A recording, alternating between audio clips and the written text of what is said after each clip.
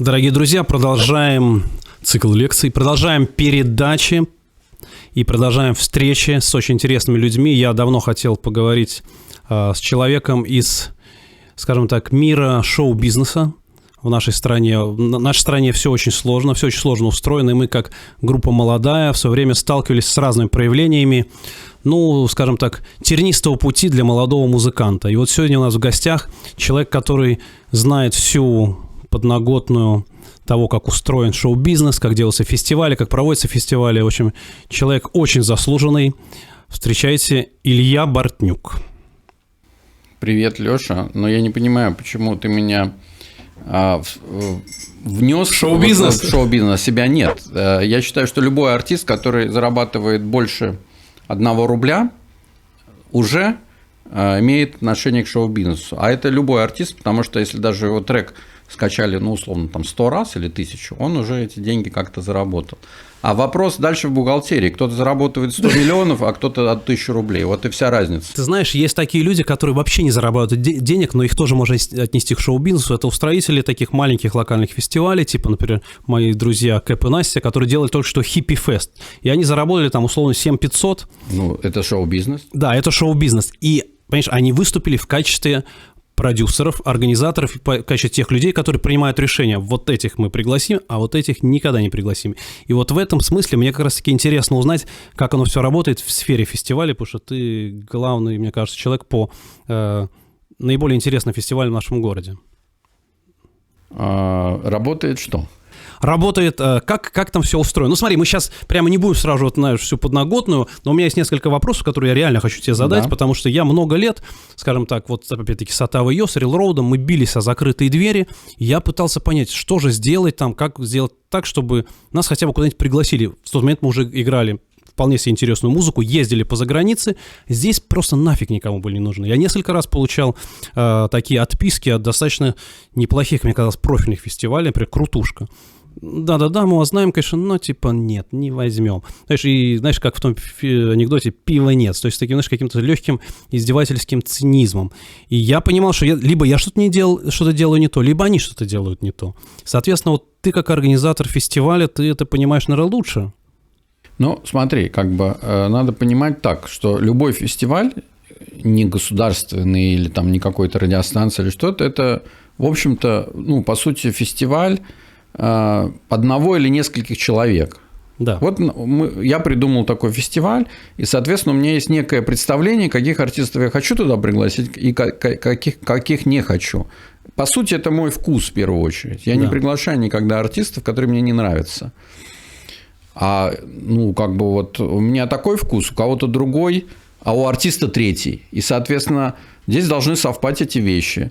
Но, скажем так, еще кроме вкуса, конечно, есть артисты, которые, условно, нравятся только мне или очень небольшому кругу людей. Я их, скорее всего, не буду приглашать, потому что, это будет слишком то есть ты странно. Пока не можешь пока себе такого позволить? Нет, смотри, просто есть, не то, что позволить, просто я понимаю, что задача фестиваля доставить людям радость как можно большему количеству. Я понимаю, что вот эта группа, она вообще всем зайдет, ее никто не знает, какая-нибудь группа из Бельгии, или которую я увидел на, не знаю, Евросонике или на Вомаксе или где-то еще. Вот я понимаю, что вот эта группа, настолько... Во-первых, она меня вставила, мне очень понравилось. Во-вторых, я понимаю, что вот это все вскроются. А бывают артисты какие-нибудь, экспериментальный нойз какой-нибудь, который мне очень нравится. Но я понимаю, что, во-первых, он неуместен конкретно в данном фестивале. Во-вторых, в общем, наверное, не так много людей такую музыку послушают. Скорее, тут даже контекст важен, да, то есть, может быть, на каком-то не знаю, индустриально-нойзовом фестивале в каком-нибудь странном месте это вообще было бы хорошо, типа Скифа условно, что-то такое. Собственно, поэтому тут бессмысленно кому-то на кого-то обижаться, типа, меня не взяли на фестиваль. Извини, это примерно как у кого-то вечеринка, и тебя не пригласили. Хрен знает, почему тебя не пригласили. Может, не нравится что-то. Может быть, просто у него уже 50 человек, которые все вмещает вечеринка, а ты уже 52 или 53. Тут миллион, может быть, причин. И, кстати, многим группам я отказываю, не многим, иногда я отказываю группам не потому, что они мне не нравятся, а просто я понимаю, что в данном вот конкретно в этом фестивале, просто мне их так не поставить, вот как я бы хотел. Ну, по разным причинам. Уже нет такого слота. Или там, может быть, еще там, знаешь, такие есть ограничения, потому что у нас фестиваль проходит в июне, когда очень светло, и у нас только одна сцена внутри, все остальное светло. И некоторых артистов просто вот, я вообще не представляю, как ставить, когда при свете дневном. Просто потеряется половина вообще эффекта. Почему, собственно, мы там при прошлом году поставили «Дельфина» уже вообще в самом-самом конце, когда уже даже фестиваль, как бы, по сути, должен закончиться, там, 23. Потому что хоть как-то темно было. То же самое с Шот Перри с группой было. Вот, поэтому вот, там много всего разного происходит, поэтому причины вот эти вот, почему не взяли, но есть другие примеры, когда я группе там 4 года подряд отказывал, потом сам их пригласил. То есть до меня дошло, или что-то произошло с этой группой, что я понял, вот это круто. Что за группа? Да таких очень много групп. Ну, например? В прошлом году, например, вот там такая группа «Дурной вкус» вот из таких была. Приходи ко мне, слушать старые пластинки. Была. Или там, не знаю, «Дендер».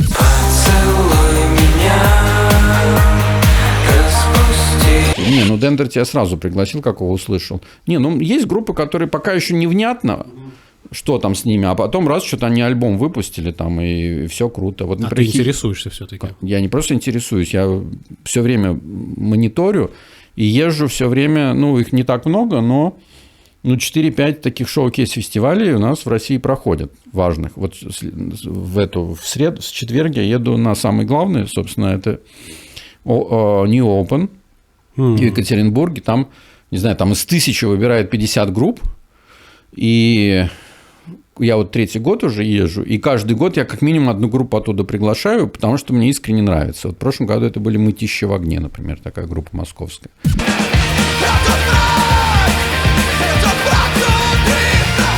Такое играют среднее между панком, такой танцевальной музыкой, очень крутые вообще. Вот, поэтому, конечно, я смотрю, тут как бы три направления, как артисты попадают, новые артисты, да, на фестиваль. Это, мое личное какое-то желание, я их увидел, посмотрел, и вот прямо круто. И дальше что-то, происходит, про них говорят, это с другой стороны. И еще там, есть несколько человек, их немного, может быть, 3-4, на чье мнение я серьезно, они меня не влияют, но я прислушиваюсь. Это кто-то известный или просто? Я могу назвать, в принципе. Давай. Например, это там Паша Камакин, который был 16 тонн там, директор долгое время, сейчас он там уже нет. Но он например, вот такой артист близкий, вот это он мне говорит, послушай, очень крутой. На самом деле крутой. Сережа Мудрик, бывший редактор «Вечернего Урганта» музыкальный. Он сейчас музыкальный редактор ВК. Там просто совпадают вкусы в основном. И он как бы мне, например, написал несколько дней назад, вот послушай, такая группа, есть «Конец солнечных дней», ваши питерские.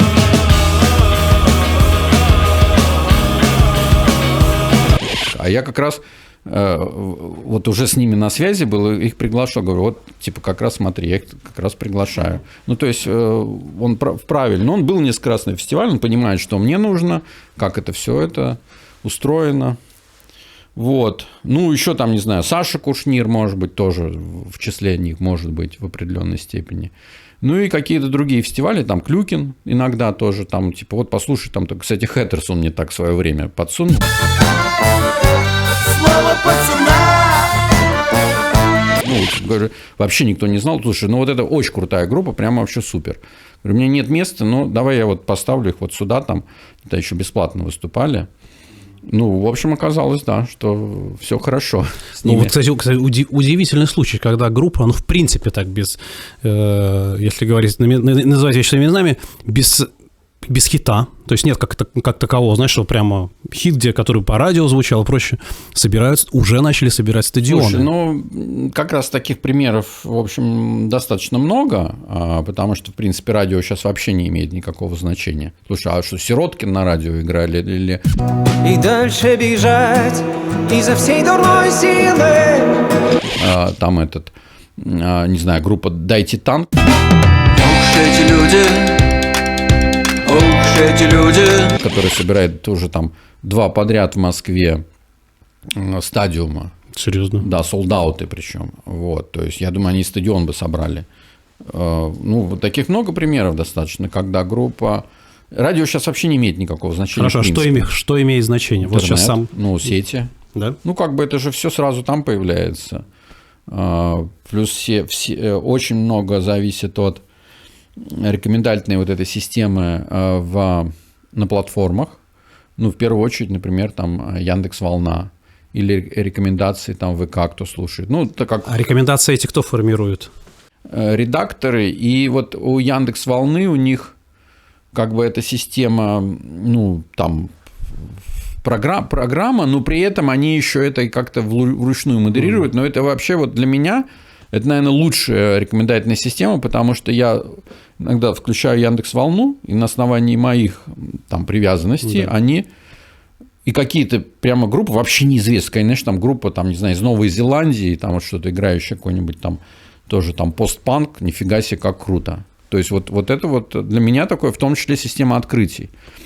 В ВК там такого нету, там есть, просто там они делают плейлисты. Ну, это тоже важно, потому что вот группа какой-то, питчинг называется, да, когда твою песню не просто там поставили на платформу, а еще поставили в какие-то правильные плейлисты, в какие-то топы она попала, и дальше это движение может серьезно идти. Так, как это происходит? То есть, например, вот группа выпустила альбом, ну, предположим, у какого-нибудь лейбла, например, «Навигатор». «Навигатор» сам мало что делает в этом смысле, как бы. Вообще сейчас мало кто что-то делает, но она есть во всех... Достаточно много. Ну, в смысле, понимаешь, нет такого же, значит, типа, вложили там $1 миллион на раскрутку. Так никто сейчас уже не ведет. То есть, они, вероятно, все делают какие-то набор стандартных телодвижений, и ты вот присутствуешь во всех стримингах. Что дальше группе делать? Это не по поводу себя, в принципе, для всех. Слушай, я могу вкратце сказать. На самом деле, вот на нашем SPV Beat, вот этом конференции, фестивале, там прямо каждый и есть представители ВК Music, и Яндекс Music, и Звука, они рассказывают, каким образом и что они могут сделать для артиста, для его продвижения. Там не так много всего, то есть, ну, группа должна себя правильно представить, там условно редакции, и если им понравилось, если они это понимают, они уже дальше там сами смотрят, как чего, то есть они тебя могут поставить плейлисты, могут какие-то, ну, там, дальше уже пойдет движение, ты уже попадаешь в топ, потому что у тебя, ну, вообще, вот, ну, возьми любую какую-нибудь песню интересную, классную, там, какого-то нового артиста, она сама органически попадает в какие-то плейлисты. Вот мы сейчас, на самом деле, я заново решил взяться за старое, как старый бандит. Мы сейчас делаем лейбл музыкальный, и сейчас смотрим артистов новых. И вот там Света Фиксель, которая у меня директор маркетингу, и вот мы с ней этот лейбл будем развивать. Она присылает мне, вот смотри, там девушка просто 2 песни выложила, и что-то там за достаточно короткий срок 500 000 прослушиваний. Ну, то есть, это говорит о том уже, что эта песня, там не то, что никакого бюджета не было, она просто выложила где-то как-то, но, видимо, правильно выложила, или там попала вот как раз в эту историю. То есть, как раз сейчас деньги, они, наверное, уже дальше важны. Вот пошло какое-то первое движение, а дальше уже нужны какие-то бюджеты там на таргетинг, на продвижение, возможно, какое-то видео снять, но они относительно небольшие по сравнению с тем, как это раньше происходило, когда там, типа, вот нужно снять клип, этот клип там как-то попробовать засунуть там куда-то, там, на MTV и так далее. Поэтому сейчас это все более органически происходит, вот. У каждой из этих платформ, у ВК, у Яндекс, у них есть даже на сайте, и на их там есть специальные инструкции для артистов, что им и как делать, прямо пошагово. Так что, в общем, ты кому читал? не лень, читал? Да, читал. Я не просто читал, я же приглашал этих людей, которые у меня читали, делали презентацию этих. У ВК, например, есть как минимум 3 ресурса для новых артистов. Есть такая ВК-трамплин. Это вот когда там выбирается тоже артист, ему дается возможность там записать песню, потом дается там какой-нибудь известный там музыкант, который с ним это делает, и так далее, так далее. ВК-трамплин очень хорошо работает. Потом есть ВК-простор. Там, ну, это больше такая образовательная история для артистов. Они как раз вот там типа могут чему-то научиться, там прямо какие-то и онлайн уроки, ну, начиная от того, там, как записать песню, до того, как там правильно позиционировать себя и так далее. И вот у них новая совершенно история, это ВК-гранты, где ты просто можешь подать там, на сумму там, до 1 миллиона или до 2, просто на контент. Просто вот типа, вот у меня, я хочу там альбом или сингл или что-то еще. Вот такая у них история.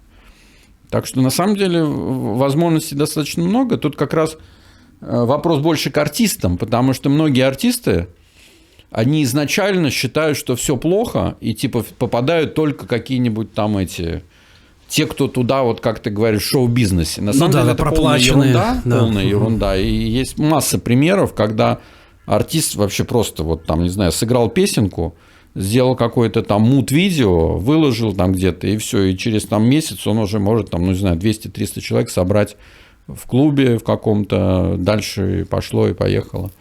Таких знаю несколько примеров за последнее время.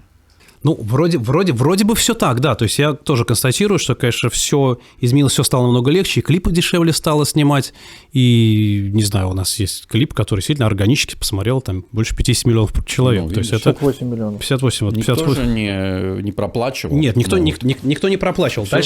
Дальше просто идет вопрос, как это, как говорил Ник Хопп, знаешь такого? Да, конечно. Да, он говорит, понимаешь, а как это конвертировать в концерты?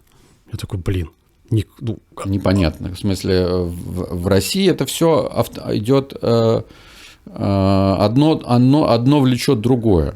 Если песня пошла, ее стали слушать, значит, у этого артиста появились поклонники, да. И они точно, абсолютно придут на его концерт. Особенно если есть какое-то видеоконцертное, где он там с гитаркой сидит, да. И он еще выглядит неплохо, там, особенно для девочек это важно.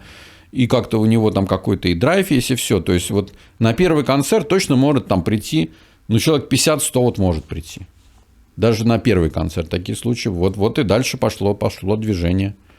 Ну, предположим, да. Но видишь, нас же интересует, скажем так, построение карьеры. И 50 человек – это на первый концерт это хорошо. Начало. Да. Ну, как думаешь, есть ли ограничения по жанрам, жанровые ограничения вот в нашей стране? Я могу тебе сказать, что, скажем так, я вижу, что рок-артисты, рэп-артисты, у них плюс-минус все хорошо и понятно. Как только это выходит за рамки вот привычных нам жанров, конкретно фолк, я тут же вижу, что фолку играть практически негде. То есть нас пытаются, условно, фолк пытаются запихнуть в бары, что типа, знаешь, вот эти сеть, вот эти, как же их там, ирландские бары, Хэротс, которые во многих городах сделаны как концертные площадки.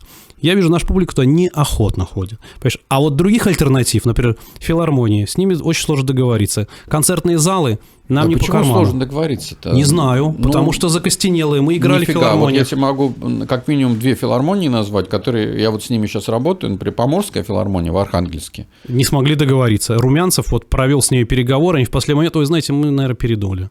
Значит, видимо, не так говорили, может быть, не с теми говорили. Хочешь, я переговорю? Переговори, я с ними пожалуйста. Сейчас очень активно работаю. Мы очень хотим в Архангельск. Они очень открыты, и они там все время даже какие-то джазовые концерты делают. У них есть прикольный, классный фестиваль, это «Белый июнь», на который мы в прошлом году с Маршайдерами ездили. Да нет, они какие. Вот потом Бурятская филармония, там вот это вот Наташа Уланова такая. Не, на самом деле есть, конечно, какие-нибудь и такие консервативные, но есть наоборот, там прекрасные люди, которые наоборот ищут новую музыку и с радостью вообще берут. Вот у нас, например, такой филармония, у нас есть вот филармония как здание, да. Здание, да. А есть Петербург-концерт, который достаточно открытый. И на самом деле я тебе могу сказать, что вот мы, когда делали СПБ Бит, мы там делали, в Петербург-концерте, и там в жюри взяли вот Марину Сень, это их режиссер Петербург-концерта, и она себе 2 артистов из тех 12, которые у нас были в финале, она там стала с ними даже как-то что-то работать. Не, я не хочу сказать, что, знаешь, филармония – это вообще харам, невозможно. Разумеется, у нас были прекрасный опыт, но скажем так, тенденция такая, что приходится это не доказывать. Тенденция. Смотри, это вопрос, это во всем мире так. То есть, например, условная рок-музыка или поп-музыка, а есть музыка, там, не знаю, джаз, фолк, или там, не знаю, как этническая музыка, world music. Она никогда не была в мейнстриме, она никогда не была там стадионной музыкой, это скорее какие-то исключения, там Цезарь Эвера там, или там Ману Чао, которые такие стали большие звезды, мировые, а остальное это, ты сам видел даже вот на этих фестивалях, в Омексе, окей, там, если группа собирает 1000 человек где-нибудь вот на концертах, играющие в таком стиле, это считается вполне себе хороший успех. Это круто, да. В то время как в рок-музыке там, ну, типа, это там может быть и 20-30 тысяч, и сколько угодно. Там Тейлор Свифт вообще, там, не знаю, там миллионы может собирать. Объясни, что это такое? Я не знаю, я думаю, что это какое-то совмещение, вот когда, знаешь, когда бывает, вот, когда люди вот хотят в какой-то момент времени вот именно такую певицу, вот она так она именно такую музыку играет. Но это как было с Билли Айлиш вот в какой-то момент. Ну, Билли Айлиш я хотя бы могу понять. Тейлор Свифт, я не понимаю. 4-е Грэмми подряд. Она обогнала всех там этих рекордсменов. Ну, извини, это даже невозможно вообще сопоставить. Это Смотри, же как бы... это просто это ты не можешь понять, и я не могу понять. А есть еще там большая часть населения земного шара, для которых это вот как бы прям... Я, например, мне тоже Леди Гага никогда не нравилась. Ну, в принципе, да. То есть, вот Мадонна мне нравилась, реально нравилась. И я считаю, она очень крутая, талантливая. Да. А Леди Гага, она такая, ну, как бы вот прямо там супер хитов или что-то такого не было. Но при этом она же в какой-то момент по популярности даже обогнала там Мадонну. Вот, поэтому это вопрос, опять же, это вкусовщина наша с тобой. А есть как бы реальный вкус огромного количества людей, но при этом Тейлор Свифт, она, как сказать, она не кукла, да, то есть это реально певица, которая сама сочиняет песни, сама придумывает образы, делает, ну, то есть она очень, в принципе, талантливая артистка. Другое дело, что нам это не нравится, ну и что, мало ли что нам не нравится. Мне и группа Ария не нравится. И что, это не знаешь, что даже улица Рос не нравилась в детстве. Кто? Улица Рос не нравилась в детстве? Я даже не знаю. Ну, подожди, Герой асфальта альбом сводит с ума. Что-то там, улица Рос.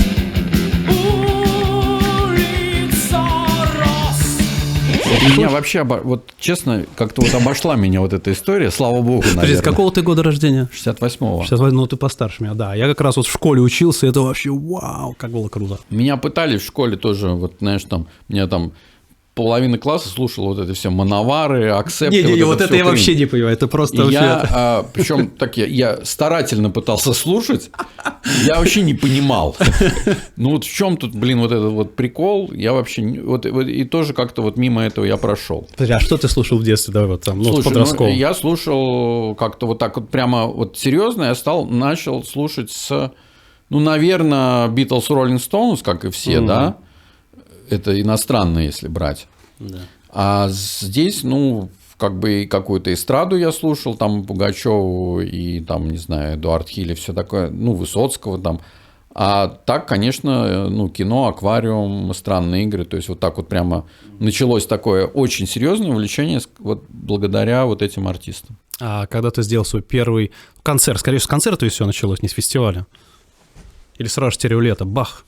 Нет, я на самом деле, ну, начинал, вот если говорить начало карьеры, это 90-й год, я начал работать на Ленинградском радио звукооператором. Ты учился на звукооператора? Я учился, но не доучился на звукорежиссера. Ну, точнее, я доучился потом, но даже диплом не забрал в Институте киноинженеров. Но в какой-то момент мне стало скучно учиться, я решил сделать паузу, и так получилось. В общем, меня там хорошая знакомая моей мамы устроила в БДТ реквизитором, потому что я не знал, что делать. Ну, думаю, пусть пока поработаю. А там я познакомился с женщиной, которая была звукорежиссером, и она меня познакомила, в свою очередь, с таким Виктором Диновым. Это вообще легенда ленинградской звукозаписи. Он там на мелодии и так далее. И он звонил своему приятелю на радио и говорит, вот возьми там. И я стал работать звукооператором. И записывал всякие передачи разные, ну, в основном какие-то там и просто там и литературные, какие-то такие. А потом в какой-то момент Джордж Гуницкий, он вел передачу, там, Рокси Аудио, какая-то у него такая посвященная. И он меня взял, что я прямо у него вот был как таким, ну, все его передачи записывал, и потом даже стал там делать какие-то кусочки про новую музыку. Сам? И стал, ну, он мне давал там 15 минут, я там рассказывал про Ника Кейва, про Cocteau Twins, там, про Баухаус, то, что мне тогда очень нравилось. Вот, наверное, с этого началось так более-менее. И, естественно, я параллельно стал там со всеми артистами как-то уже знакомиться, дружить, там, «Два самолета», там, Петля Нестерова, вот, и так далее. А потом зашел я в клуб «Там-там», и стал там работать. Кем? Ну, кем и все. Просто все там примерно одинаково чем занимались. Это когда музыкантам платили пивом, да? Да. И 3 года я там как-то вот почти 3 года. Ну, в процессе я еще там начал делать передачу на радио, еще другую и так далее. То есть стал менеджером даже нескольких групп. Вот как бы пошло-поехало вот эта вся история. А в 96-м году, собственно, вот Олег Тиньков мне предложил делать рекорд-лейбл. Шок Рекордс. А почему именно тебе? Ну, так получилось, что я что-то там как раз хотел сделать какое-то мероприятие, или что-то искал деньги на него. И, естественно, сделал им предложение, как в качестве спонсоров. Тогда еще была компания Петросип. Не торговали всякой холодильниками еще. Ну и как-то что-то мы познакомились, а он такой, для него ролевая модель Ричард Брэнсон, основатель компании Virgin Records. И такой вот, типа, давай сделаем рекорд-компанию. То есть вот так же все, как в кино, как в кинофильме «Винил», нет? Похоже немножко было, с учетом того, что если там была индустрия, и, в общем, уже такая, то здесь это была авантюра, потому что мне не у кого было спросить, как это делается вообще. Ну, то есть, мне, конечно, он мне подарил книгу, переведенную такая книга была, потом ее, кстати, уже сделали, ну, издали, типа про рекорд-бизнес. Книга. Ну, ты понимаешь, книга в 96-м году про рекорд-бизнес в Америке сильно отличается от реальности 96-го года в России. Хотя какие-то вещи можно было применить не в плане цифр, а в плане вот как это все происходит. Ну, первая группа, с которой начали работать, это «Кирпичи».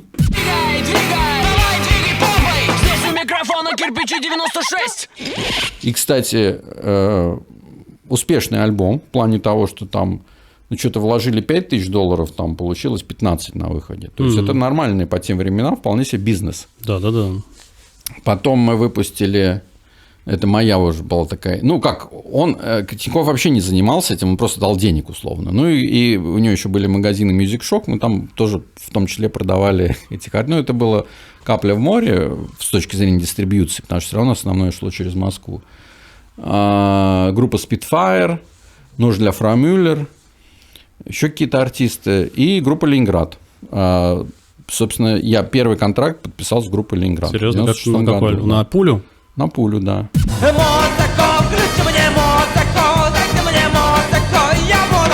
Леню Федорова я позвал саунд-продюсером. Я позвал. Да. Он вообще не знал ничего про эту группу. Я говорю, смотри, какая классная группа. Привел его на концерт.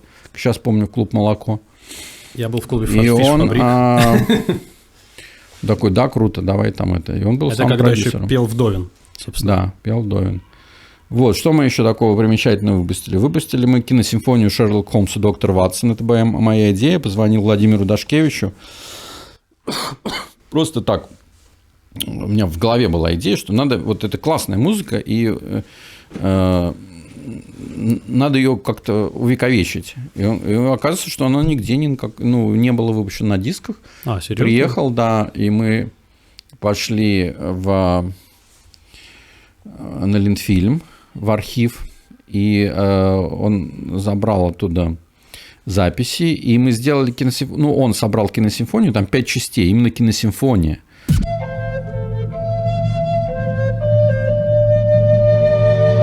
Музыка из этого фильма, но именно сделанная в виде киносимфонии. И там есть как минимум 3 трека, которые не вошли в фильм. И один прямо очень крутой. Это все вот такая история.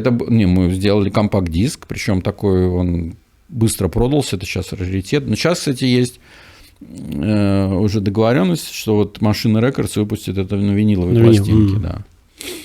Вот. Ну, что-то мы еще выпускали. А дальше был в 98 году кризис. Вот это вот самый большой, когда накрылось вообще все. И, собственно, естественно, все прекратилось.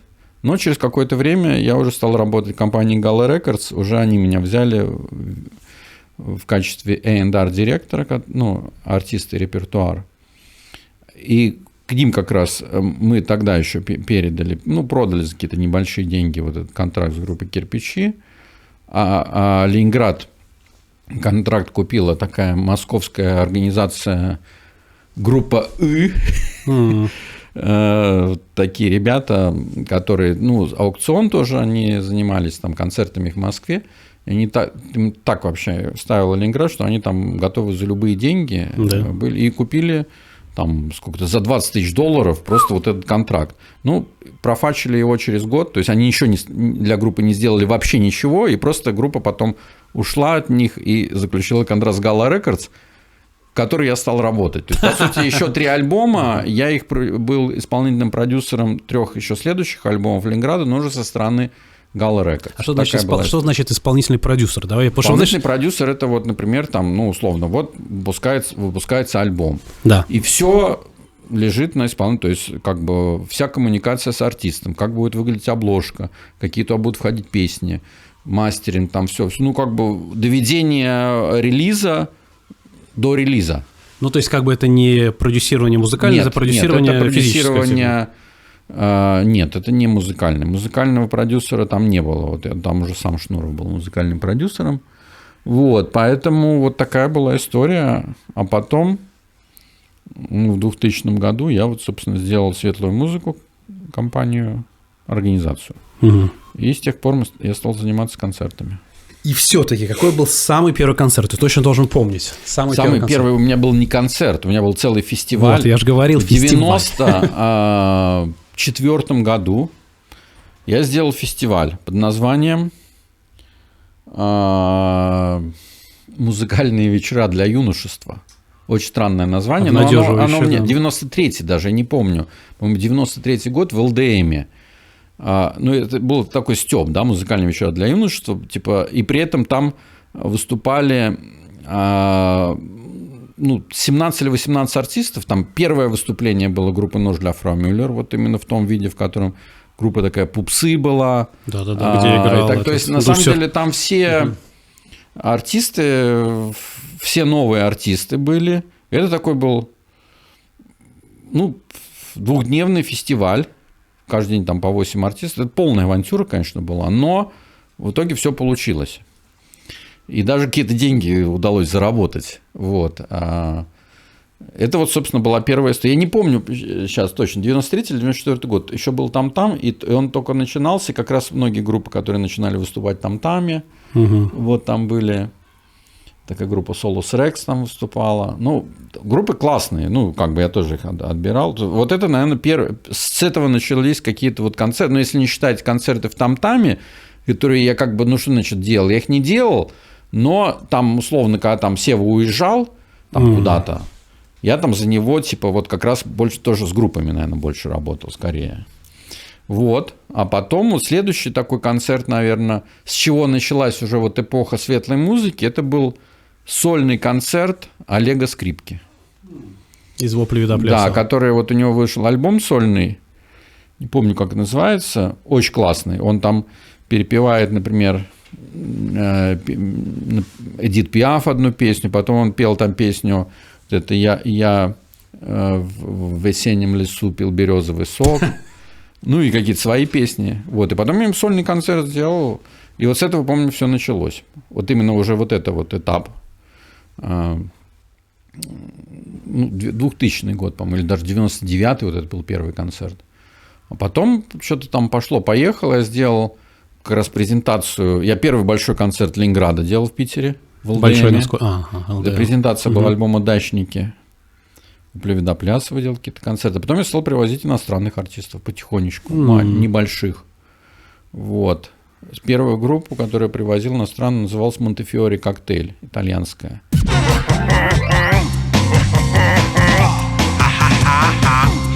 Такие ребята, 2 брата, играют, ну, лаунж-музыку тогда, вот такая была модная музыка. Ну, в принципе, она сейчас есть, но сейчас она не очень модная. И вот прямо очень много людей, ну, как много, человек там 200 пришло, что было большим успехом, потому что никакой рекламы, просто мы там как-то флаеры какие-то. А почему никакой рекламы? Ну, а где, какая реклама? Это же так, как вечеринка была, в формате вечеринки. А потом уже вот началось, поехало, и в 2001 году мы сделали такой приквел «Стереолето» под названием «Суши Диско», где выступали японские артисты. А уже в 2002 году вот сделали «Стереолето». Японский, вот... потому что японская сторона поддержала как-то? Нет, потому что вот это вот тема с японской, вот как раз Easy Listening Lounge, очень много японских было артистов классных, типа Pizzicato Five.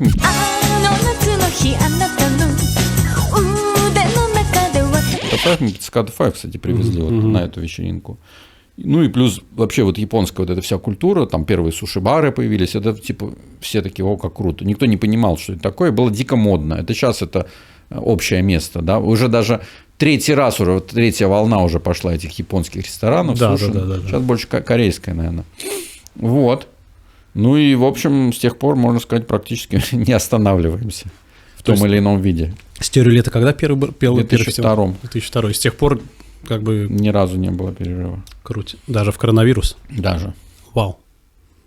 Это сильно. Слушай, объясни мне, как... Ну, и то есть я понимаю, я периодически вижу, там на той же Кубани я видел, такая история, типа, приглашать... Ну, короче, как вот на модном, условно, это же модный фестиваль, можно сказать. Ну, хорошо, фестиваль современной музыки. Современной музыки. Вдруг раз звучит, выступает Лев Лещенко. Вот как это у тебя... Я до этого выступал на стереолете и Эдуард Хиль, и Михаил Боярский. То есть... Что-то Михаила Боярского я могу представить, понимаешь? Знаешь, как бы, ну, скажем так, если бы сейчас там, предположим, был бы жив там Андрей Миронов, да, или Гурченко, я бы их тоже позвал. Ну, просто как бы для меня вот есть какие-то великие артисты, которых очень мало сейчас осталось, которые выступают. И, собственно, я их приглашаю. И они абсолютно заходят вот этой вот современной аудитории. То есть, ну, я считаю, что в прошлом году одно из лучших выступлений было Льва Лещенко. Он был с группой? Он был с группой. И еще мы добавили ему духовую секцию здесь. То есть вы подобрали ребят? Очень круто все звучало, и прямо вскрылись вообще все. То есть как бы даже те, кто так немножко снисходительно к этому относился, потому что это великий артист. И как бы вот он показал всем, как надо выступать, во-первых. Во-вторых, когда каждая песня – это песня, которую знают все, это создает некий такой, ну, понимаешь, да? Ну, а было что-то такое вот прямо там из нашего... давно забытого прошлого что-то. Там все было, можно сказать, из прошлого. Ну, новых песен не пел. Ну, как бы это не нужно. Что там... Ну, все, команда молодости нашей, там все вот этот вот, ну, естественно, там «Соловьиная роща». И так, ну, как бы там каждая песня, там, не знаю, там, или песню, которую он пел с Анной Герман в свое время, как она называлась, это «Эхо». Мы эхо друг друга. Ну, как бы все песни великие, которые он пел. Вот. Поэтому... Эдуард Хиль у тебя появился после «Мистера Трололо».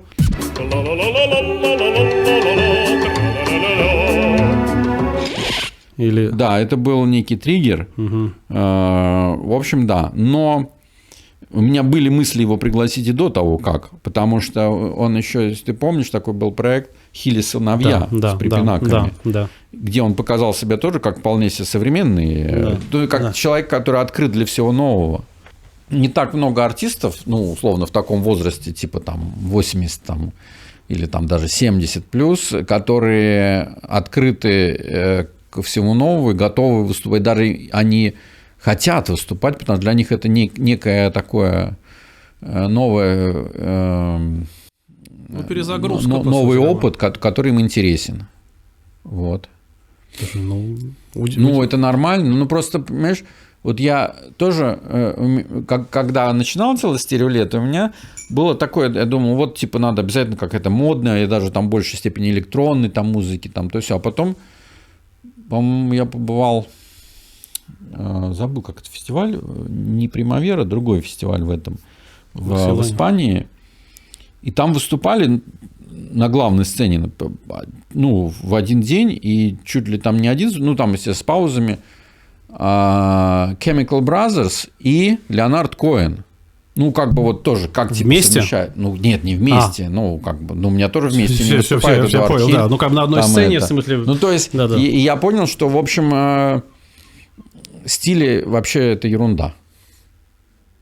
Ну, для фестиваля современной музыки, вероятно. Если ты делаешь, условно говоря, что там, Самайн, то туда, конечно... Что делаешь? Самайн, знаешь, ну, фестиваль кельтский праздник. Нет, ну, естественно, есть фестивали какие-то, скажем, более узконаправленные. Да. Вот. И тогда, конечно... Ну, но так, я не знаю, у меня какие-то экспериментальный джаз у меня на Стереолете был. И там Буэна Виста Social Club были. То есть совершенно разные артисты, которые, в общем... ну, как бы к разным стилям относятся. Слушай, а если, например, приезжает артист, ну, прямо заслуженный артист, и вот в процессе, скажем так, пребывания он там выдвигает какое-нибудь условие такое, которого не было в райдере, например, и это условие неприемлемо. Ну, что-нибудь там просит запрещенное или еще что-нибудь. Были такие случаи? Неприемлемо в смысле что невозможно выполнить? Невозможно, нельзя. Там, не знаю, мне один наш общий знакомый рассказал, что какая-то там панк-рок суперизвестная группа приехала, и там они, вообще там выкатили такое, что мы не выйдем на сцену, пока нам не сделают то-то и то-то. Он говорит, это противозаконно, чуваки. Слушай, с этим как раз обычно, ничего такого... Слушай, противозаконно, все противозаконно. Не, мы же ничего там не нужно было украсть там или что-то еще. Ты должен пойти украсть из магазина. Я не знаю. Нет, я не помню, чтобы такое невыполнимых не было.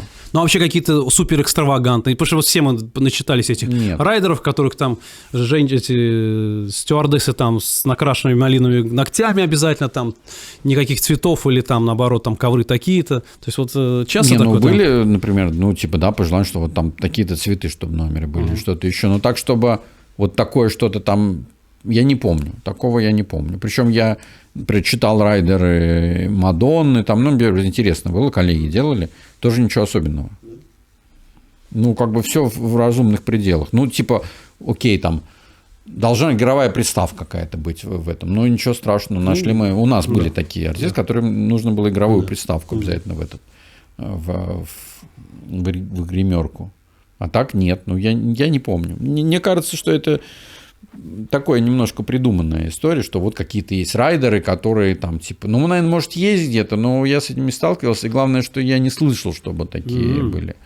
Были просто сложные, например, когда мы привозили Морриси, артиста, там просто, с ним приехала целая команда, там, в том числе поваров и так далее, там нужно было вот они готовили еду для всей команды, для Морриси, там какие-то ингредиенты, которых вообще даже не достать здесь.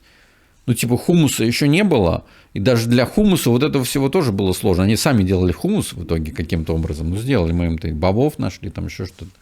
Вот такие вещи там. А так, в общем, я не помню. Сейчас Стереолет уже такой более-менее понятный фестиваль, сформированный, то есть есть концепция, ты понимаешь, каждый год, что тебе нужно, то, чтобы его провести, сколько надо человек, условно, мы не берем там техников, звукорежиссеров, сколько именно команда твоего фестиваля, это сколько человек на данный момент?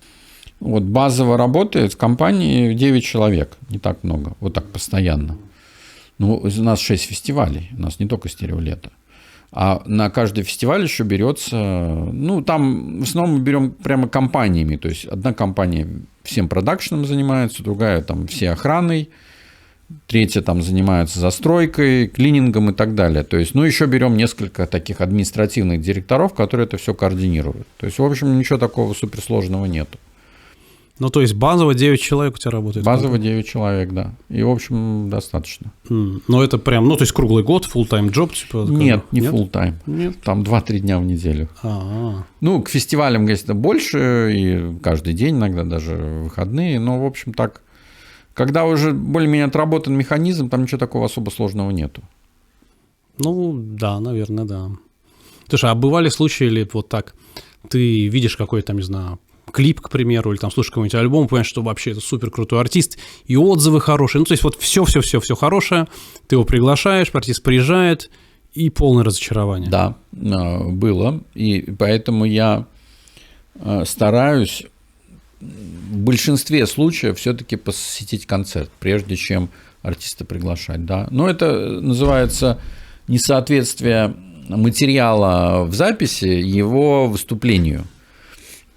И такие, немного, но такие были случаи, когда альбом прямо сногсшибательный, а концерт низкодрайвовый и вообще неинтересно. Например, такой. Кто? Слушай, например, сейчас вспомню такой Сеньор Коконат.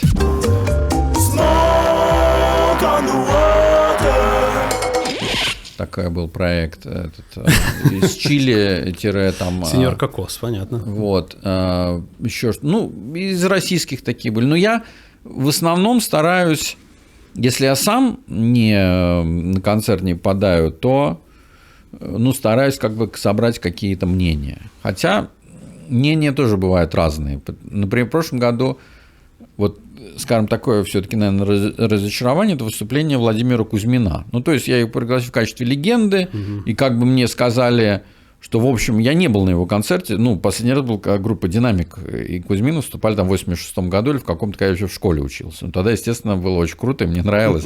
А сейчас как бы я просто говорю, вот там человек, который делает даже их несколько, он говорит, да нет, все круто, наоборот, очень крутой. Ну, он как-то выступил, не знаю, вот, в моем ощущении, просто отработал. Я для себя это воспринял как некую ошибку, что я его пригласил. Может быть, он просто был в таком настроении в этот момент, и ему не очень хотелось давать концерт. Ну, так он отработал профессионально, то, что называется. Ну, то есть без огонька это тебя обломало. В отличие от Льва Лещенко, который просто там... Вообще, ну, как бы это феерия была, то есть все просто вскрылись, понимаешь, там 82 года, да, то есть... И вот этот, который, ну, там, типа, все вроде неплохо, ну, так, знаешь, там... Может быть, на каких-то небольших залах там, или корпоративах там все хорошо, а вот здесь... кстати, вот почему я не хочу приглашать и не буду певицу Линду, так. Потому что вот... Которая мало-мало-мало-мало-мало огня. Мало-мало огня, я хочу еще немного больше. Потому что она петь не умеет. Да, серьезно? И вот мы сходили на концерт, но это очень странно. То есть, конечно, у нее там бэк-вокал, вот это все там типа вытягивает, но очень странно. То есть, вот я ее не приглашу. Слушай, ну давай так, этим летом у тебя выступал, мне понравилось выступление Найка Борзова. Но это тоже нельзя сказать, что это самый сильный вокалист, честно говоря. Он как бы просто Найк говорит. Борзов, вот как бы он вообще, это было откровение для меня, как он выступил. И, соответственно, это было вообще одно из лучших выступлений. Не, это было хорошо, я честно скажу, мне понравилось. Я первый раз его слышал вообще в принципе, первый раз слышал. Мне понравилось, но я отметил про себя, что, скажем так, ну, если оценить с точки зрения, да, там, вокалиста, ну, это, ну, не вокалист. Это, слушай, что такое не вокалист? А Высоцкий вокалист? Или Ник Кейв вокалист? Сейчас скажу, ну, да. Не знаю. Да, это не значит, что ты обладаешь там большим диапазоном и прочим. Ну, как бы харизма не вокалиста. То есть это что-то другое. Вот это сторителлер, может быть. Не знаю, может быть, я его не воспринимаю как вокалист или не вокалист, но я вижу, мы после того концерта, кстати, когда он у меня на Стерлите выступил, мы стали с ним работать. Мы теперь все его концерты делаем. Серьезно? И я тебе могу сказать, что растет аудитория именно за счет того, что просто у него каждый концерт очень крутой. И это растет с концерта в концерт. Не знаю, он, на мой взгляд, он очень хороший вокалист. То, что он поет, идеально совпадает с тем, что он поет. Собственно, это и нужно. Я же не оцениваю там, ну как же он, ноты не может, да, конечно, берет все ноты. Он на самом деле учитель вообще пения. Серьезно? По образованию. Офигеть. И работал учителем пения в школе там или где-то еще. Значит, он сознательно выбрал такую манеру. А такое бывает. Да, поэтому, не знаю, нет, в этом плане все хорошо. А вот Линда, она реально она не умеет петь просто. То есть, когда там выпускали эти альбомы, там Фадеев, видимо, вытягивал все вот это как-то там, тюнинговал там или что-то еще. А на концерте, ну, блин, она просто вот... И какие-то вот есть артисты, которые вот так вот меня тоже разочаровывали. Иностранные такие тоже были там. Слушай, я был удивлен Red Hot Chili Peppers, когда... Ну, я их не слышал на концерте, но я видел записи какие-то. Я был удивлен, как, ну, фальшиво поет главный певец. Очень много, на самом деле. Ну, немного, но вот иногда тоже на каком-то концерте ты понимаешь, что, блин, вообще он не попадает. И вот это, конечно, такое бывает. Так же, а у тебя есть музыкальное образование? Нет. Ну, ты учился музыке? Ну, так, в школе и чуть-чуть там где-то еще такие основы скорее знаю. Ну, в музыкальной школе или... Нет, в обычной. Я не учился музыке. Ну, может, поэтому у тебя так хорошо все получается, что ты искренне любишь музыку, не отбили. Да. И это очень плохо, когда начинаешь оценивать... Я знаю нескольких таких вот людей, которые не могут адекватно воспринять того или иного артиста, потому что они сразу... Ну, вот, там он что-то там... Вот здесь он, когда играл, там вот это вот чуть-чуть он смазал. Ой, извините. Как бы смазал, не смазал, знаешь, как бы вообще не важно. Ну, когда я помню, когда мы первый раз ездили с группой «Ленинград» в Америку, у него половина группы играть не умела вообще. Ну, то есть, как бы играла, ну так, очень криво. Но в этом и был драйв, собственно. В этом была харизма. В этом был кайф, и вообще вот это было типа, вот это была дикость, та, которую все сразу и полюбили. А потом я их, кстати, познакомил с группой «Ленинград», в смысле Шнурова, и он взял Spitfire как аккомпанирующую группу, и у него все сразу еще усилилось, там еще стали хорошо играть все. Слушай, а ездил ты с ними в Америку в качестве кого? Турменеджер? Или... Ну, можно сказать, да, в качестве 2 раза. В качестве турменеджера еще 2-й раз я еще был продюсером фильма «Ленинград уделывает Америку». Есть То есть такой я фильм? придумал, да, есть очень крутой фильм, кстати, Да. документальный, да, на 4 камеры снятый. Ну, там концерты, между концертами всякие вставочки. Вот, так что, в общем, А они уделывали американцев или все-таки иммигрантов? разные. Например, я помню, вот на 2-й концерт пришел как раз Женя Гудс из Да, из Гоголь Борделла. Гоголь Борделла, еще их тогдашний. Они там Гудзя барабанщик. уделали. Не, они делали, но он так прямо проникся, да. Очень понравилось. Мне казалось, ну, то есть, мне кажется, что Ленинград-то пораньше, чем Гоголь Борделла Да, появились. да. Так он еще тогда... И как бы Гоголь Нет, Борделла... тогда уже была, это 2001 год был, уже была группа Гоголь Борделла, но ее мало кто знал.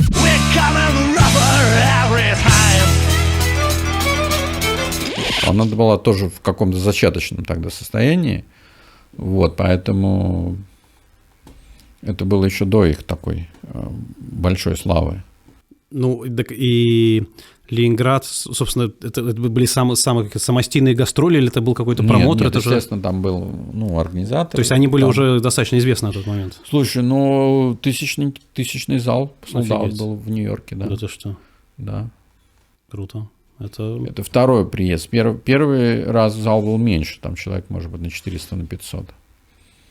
Ну, а вообще опыт такой именно вывоза отсюда туда, он у тебя насколько успешный, насколько большой? Слушай, ну он такой был, скорее вот, ну, Ленинград, потому что я тогда как бы еще вот занимался группой и был исполнительным продюсером альбомов и так далее.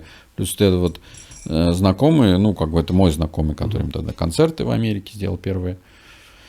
А так я этим не занимаюсь как бы профессионально, но я, например, иногда рекомендую, да, там каких-то вот например, группа Marschall der Kunst, так получилось, что я вот их рекомендовал, ездил с ними в Норвегию, в Колумбию. В Колумбию, в ту поездку съездил? В ту поездку, это я Круто. как раз ее организовал. Вот, ну, такие вот были тоже случаи. Вот. Просто, ну, у меня же много знакомых коллег, там, с которыми я знакомлюсь на конференциях, на всяких там и так далее. И вот иногда так совпадает, что они спрашивают, там, я им там рекомендую, и вот так совпадает иногда было. Вот, но это были, все эти случаи были очень такие успешные, на мой взгляд. Но это были фестивали, и очень хорошо принимали, прямо там вообще. На ура, я бы сказал. Слушай, а вот я слышу такую историю, как, типа, они выступали на Вомиксе, ты знаешь? Marschall der Kunst. Нет, не знаю. Ну, Саша Чапорых мне рассказал, что вот они выступали на Вомиксе, и, типа, был очень неудачный у них опыт. Они решили, типа, сделать из себя такой World Music Fusion, что, типа, у нас там чернокожий парень поет, и как бы отдали все... Ну, в общем, сделали ставку на Серафима, и как бы это не очень прокатило, он вроде бы там не сильно выгреб, как бы, и был вообще обратный у них эффект, что вместо того, чтобы после этого там кучу концертов, вот наоборот, даже люди, которые их вроде бы знали до этого, сказали, нет, что-то Marschall der Kunst испортились. Вот, ну, такой вот у них был. Да, поэтому это всегда вот очень важно и нужно просчитывать. Почему, собственно, вот эти вот там шоу-кейс-фестивали часто зависит от того, как ты там выступил, как ты в какой момент ты выступил. Да. Это очень важно. Я согласен с этим. Да и вообще на любом фестивале. Вот там очень много групп. Там мне каждый день сейчас пишут там по 5, по 6 артистов. Вот типа на стерео лето. Но не все понимают, что любыми средствами попасть на фестиваль это тоже не выход. Да? То есть надо, чтобы и как более-менее время было. Плюс, окей, тебя поставили там, и ты плохо выступил. Просто при такой аудитории, ну, большой, условно, там 500 человек или 1000, а ты все время играл на 100, на 200 человек, и просто не вытянул. Такое тоже бывает. Слушай, то есть ты читаешь реально письма, которые тебе приходят? Ну, нет, это как раз от каких-то вот ближе к знакомым. Конечно, не читаю. Потому что, понимаешь, ну, давай так, После Вомикса, я помню первое мое впечатление, когда в 2008 году туда съездил, ну, то есть крыша едет, то есть, ну, собственно, кто не знает, Вомикс — это World Music, такая конференция, фестиваль шоу-кейсов, где можно выступать, если попадешь в official лист, либо просто общаться на ярмарке. Вот, я набрал кучу контактов, там какие-то разговоры, стал потом писать письма, и из 200 имейлов я получил там 2 ответа, типа там каких-то абстрактных. То есть люди, в принципе, просто не удосуживаются вообще ничего ответить. К сожалению, такая история, да, и даже когда ты уже много лет там букируешь артистов, все такое, ну, просто некоторые вообще не отвечают. Ну, к сожалению, так и есть.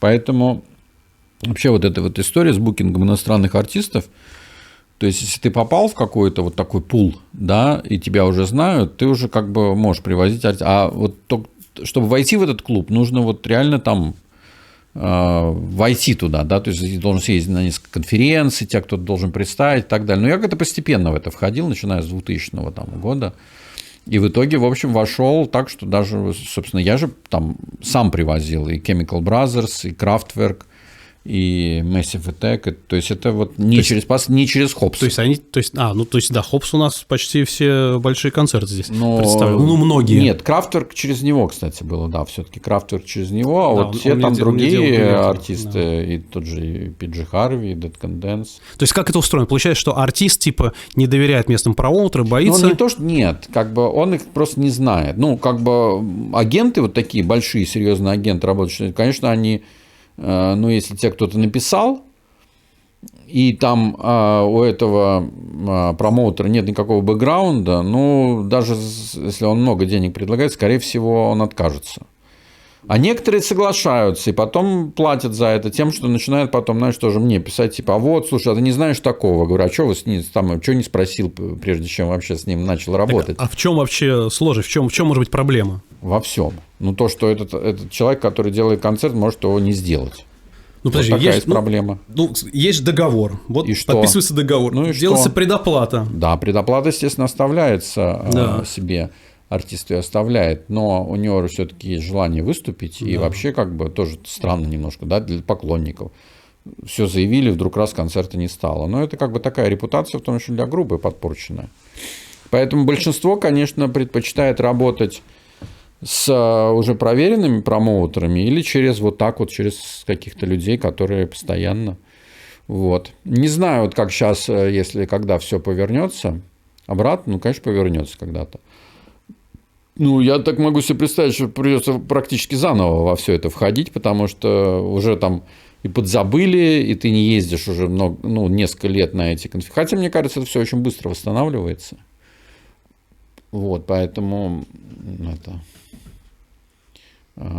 все не так сложно. Ну, то есть, если условно какой-нибудь там, не знаю, человек захочет сделать здесь концерт большого артиста, то ему все равно придется делать через какого-то промоутера. Скорее всего, да, потому что, ну, вот так вот он просто, ну, он может ответить вежливо, да, но работать, скорее всего, он не будет. Офигеть. Вообще интересно, Ник, то есть, ну, кто не знает, Ник Хопс — это такой как-то букинг-агент, да? Ну, в принципе, да, он уже там лет 30 возит в Россию. Ну, плюс он сам делает концерты в Европе, и у него офис в Стамбуле. Ну, у него, кстати, несколько офисов и в Польше, и в Чехии, еще где-то там. Ну, то есть он такой, да, сам англичанин, кстати. Да, ну, просто вот он, да, всех знает, его все знают уже, как бы все. То есть, когда был концерт «Рамштайн», ну, я написал, говорю, Ник, слушай, хочу на «Рамштайн», он делал этот концерт, ему даже сюда приезжать не пришлось. Не пришлось, потому что он здесь работал через TCI, TCI тоже достаточно известная фирма и профессиональная, зачем ему приезжать? И он сюда не приезжал, по-моему, тоже когда мы... Нет, один раз Kraftwerk он приезжал, второй раз он даже не приезжал, по-моему. Тоже тебе понравился концерт Kraftwerk? Да. Последний очень. Вот этот, который в юбилейном. Там со звуком был некий момент, но потом они его исправили. Это сами режиссеры, это не мы. То есть там полностью их вся история. Это же, как сказать, они же с собой все это привозят. Мы им вообще ничего, мы им только место здесь предоставили. Подожди, они привезли с собой аппарат? Конечно, полностью весь. Включая PA. Причем они их так именно вешают, все, делают, изучают акустику, вот эта вся история. То условие было, да. Дорого привезти Kraftwerk? Было. Честно, не помню. Ну, что-то до 100 тысяч евро. Это возможно отбить было? Да, мы заработали. Да? Да.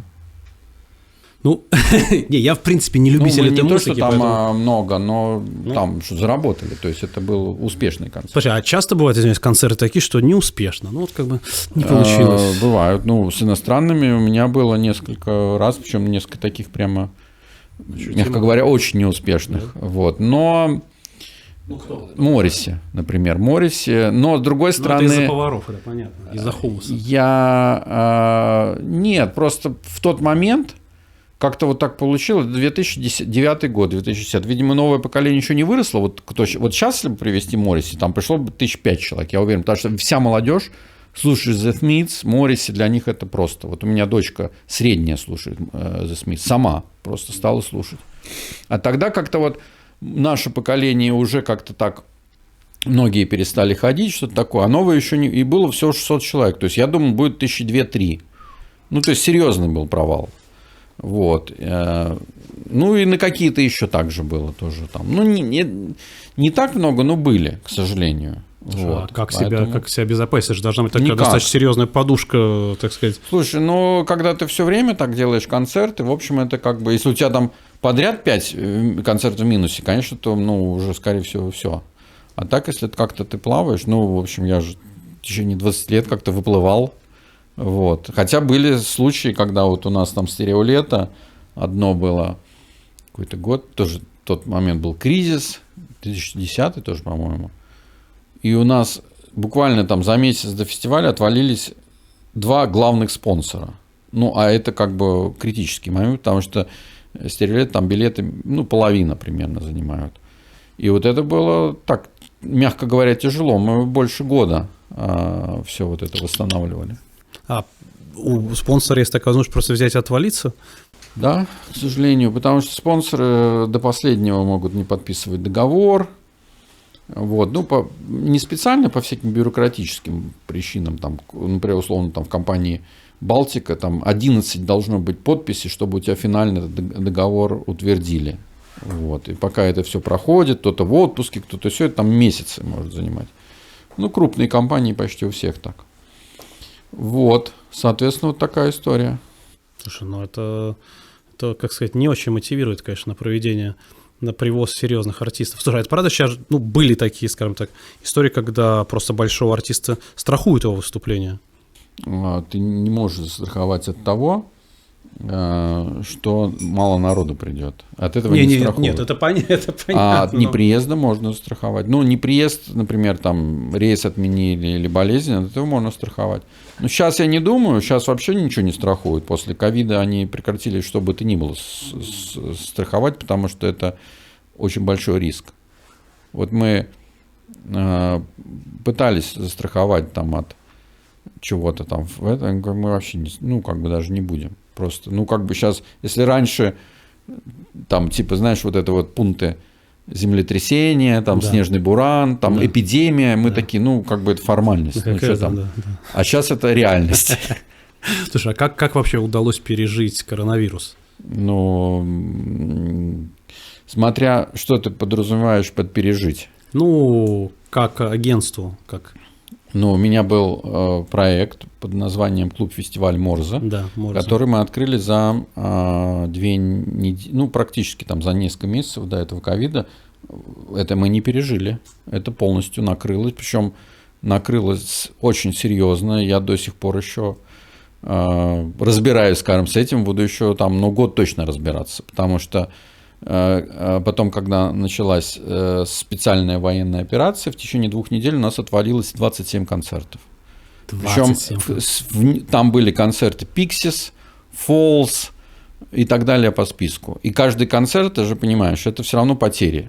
Кому-то мы заплатили, кто-то вернул, кто-то не вернул, плюс какие-то деньги уже были там в рекламу. Ну, в общем, это очень серьезное было, ну, такое... Как это назвать, я даже не знаю. Вот, наверное, вот в отношении вот этого я бы сказал, не выжили.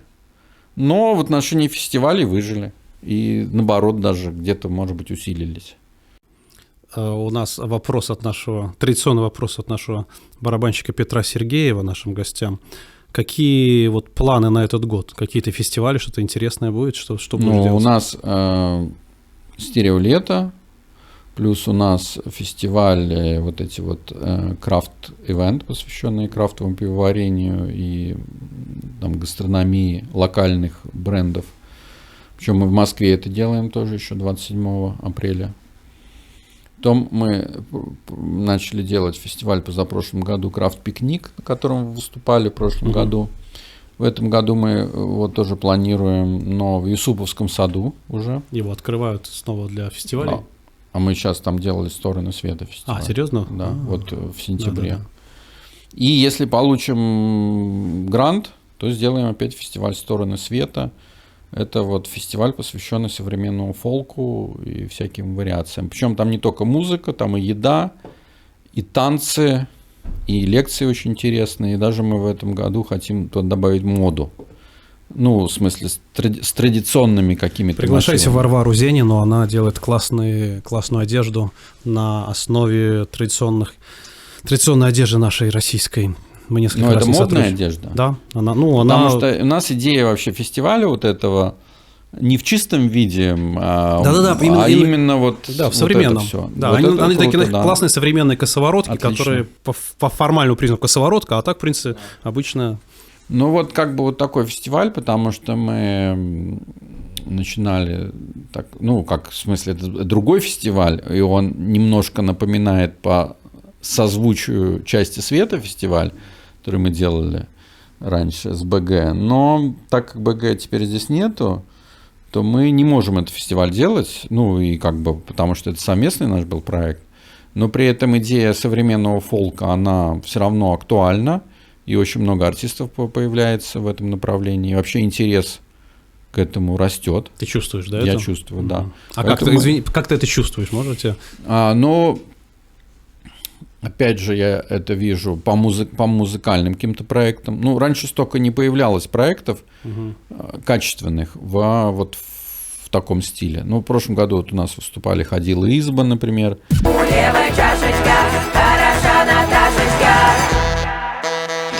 Такой проект московский, потом Да, электроника. Хагрин, это такие ребята из Калмыкии.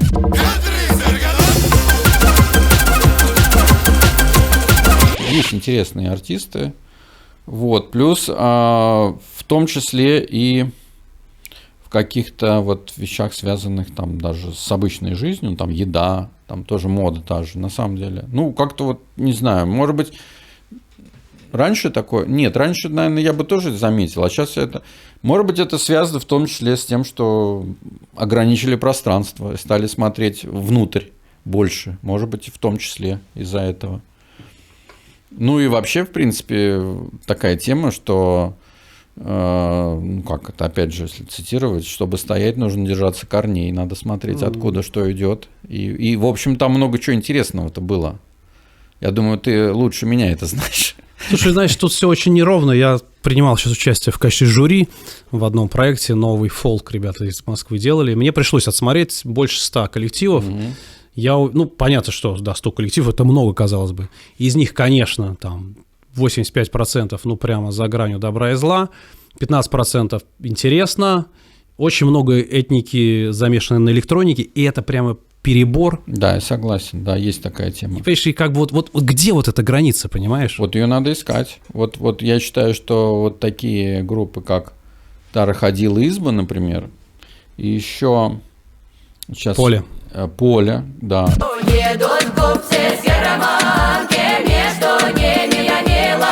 Вот такие, да, мы смотрим. Я согласен, что много просто условно берут какой-то бит, начинают сверху там чего, но это неинтересно с точки зрения... То есть это даже не переосмысление, а просто условно ремикс, что в общем, не имеет никакого... Ну да, либо копирование каких-то успешных, типа, хотим быть как Иван Купала, пока не получается, но мы, может, еще немножко постараемся. Ну, то есть я в этом смысле пока так немножко скептичен, я вот еще не встречал. То есть «Ходила изба» — это действительно классный проект, не моя, скажем так, стилистика, это ближе вот там в сторону Инны Желанной, вот такое, знаешь, но это, да, это заслуживает внимания, это прямо круто, они молодцы. Они очень хороший концерт дали, и прямо было здорово. Ну вот эта девушка Васа Железнова, тоже она очень необычная, на мой взгляд.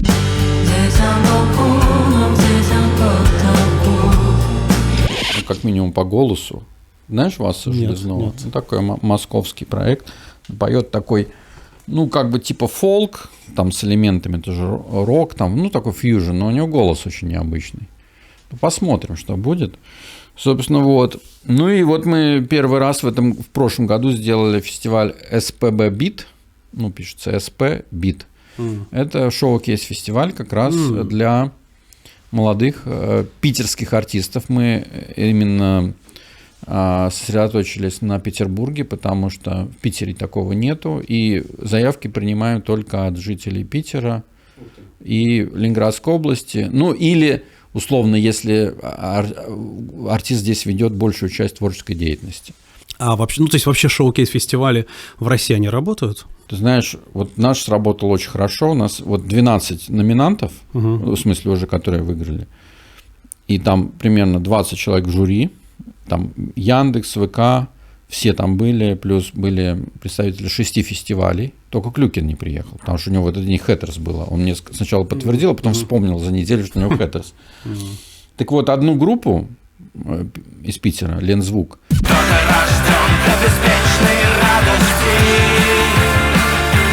Позвали на 6 фестивалей. Да ты что? Да, включая «Стереолето». Потому что они так круто выступили, что прямо все вскрылись. Ну и по мелочи, там, кого-то пригласили, там, дали возможность там записать в студии и так далее. То есть я считаю, что это, ну, как бы в Питере на данный момент это единственная такой платформа такой фестиваль, который дает возможность понимания, что вообще дальше делать тебе со своей музыкой, ну, кроме того, что в течение 2 дней там очень крутые лекции. Там как бы все, начиная от того, как правильно подписывать контракты, что в них надо смотреть, до того, как вообще артисту надо выглядеть, чтобы передать свою суть своей музыки. Да, кто специалист по тому, как надо было выглядеть? Меган Виртанен. Меган Виртанен – это номер 1 сейчас в России, историк моды, из Питера она. Писала несколько книг, и она дико крутые лекции читает. Она просто, причем это такое, знаешь, вот стендап еще при этом. Причем это все иллюстрировано, она придумывает, ну, в смысле, все это сопровождает какими-то визуальными Есть какие-то артисты, которых она прямо сопроводила, курировала, и вот мы видим их теперь Нет, на... она не она историк моды. Я попросил ее именно сделать вот такую лекцию на тему, как имидж артиста должен продвигать его музыку или, наоборот, может разрушить эту музыку и так далее. Она там вообще, там начиная от Элвиса Пресли до Земфиры, там все у нее присутствовало. Как, что, причем она по полочкам все разложила, но она очень известна, она читает очень много разных лекций на разные темы. Кстати, она у нас на «Сторонах света» тоже сделала лекцию, как в современной моде используются традиции, народные традиции. Тоже очень интересная лекция. Но она вот таких мало лекторов, которые так круто могут рассказать о чем бы то ни было. Вот. Ну и там просто там какой-то круглый стол, посвященный фестивалям был. Потом ну, много говорили о том, про продвижение артиста и так далее. То есть это такая вот классная история, мы ее будем продолжать на будущий год. То есть шоу-кейсы все-таки работают. Да, у меня был стереотип такой, что типа как-то, ну... Они абсолютно работают, потому что я могу сказать, вот я как ну, человек, у которого есть там несколько фестивалей, вот я езжу на это Open, New Open, я каждый год оттуда как минимум одного артиста приглашаю на «Стереолето». А еще с 2-3 мы начинаем работать просто по концертам. И с некоторыми даже, в общем, вполне успешно. Слушай, Биртман — это все-таки твой артист или... Ну, мы с ними 3 года работали. С какого-то, я не помню. Ну, как бы я 3 года занимался менеджментом этого артиста, и, в общем-то, я придумал название. А, да? А что такое Биртман? Это какой-то там персонаж, что-то такое, Ну, целая это такая концепция? целая история, да, была вот эта концепция, но группа называлась очень странно, как-то там ансамбль «Добрый вечер», что-то такое, там исполняет песни там Зиновия Биртмана. Сама идея класс, но как бы она уже... Даже вот то, что сейчас группа, уже там основу не помню, откуда ты взялся, Биртман и так далее, а сама как бы такая идея и история классная. То есть был такой некий бард в Тюмени, дружил там с Высоцким, с Джо Дассеном, и типа вот его все время преследовал, естественно, КГБ. и в какой-то момент он пропал. Вот. Но где-то там тоже кто-то там чего-то там перебирал, какие-то архивы, и вдруг нашли вот пленки затерянные. И стали слушать, и вот они тоже эти пленки им передали, и они стали его песни исполнять. Вот как была такая история. Типа красивая. такая, да. Дальше, естественно, просто уже пошло. Сейчас они такой... Ну, у них вот последний альбом послушал. Прикольно, мне понравилось. Такой, не знаю, в стиле уже там часть музыки в стиле 80-х вот такое сделали. Так, то есть они совершенно вот со стилями... Но у них хорошие песни. Мне вообще нравится их творчество.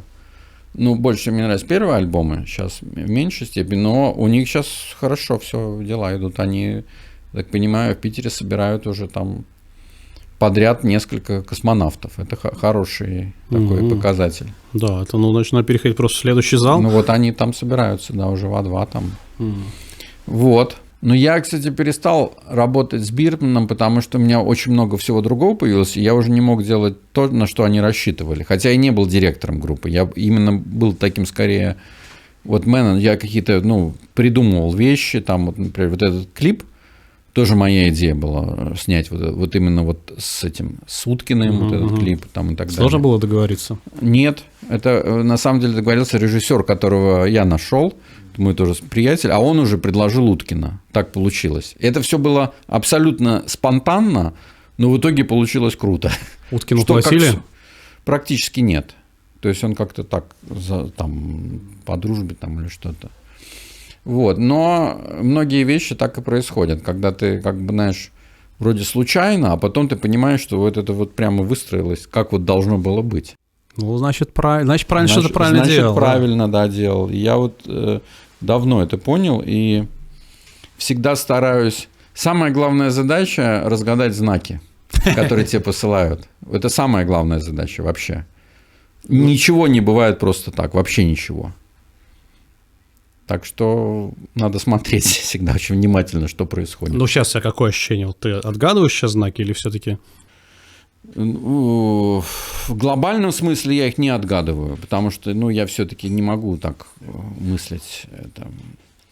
А в плане моей жизни, в плане моей деятельности, я думаю, что да, отгадываю.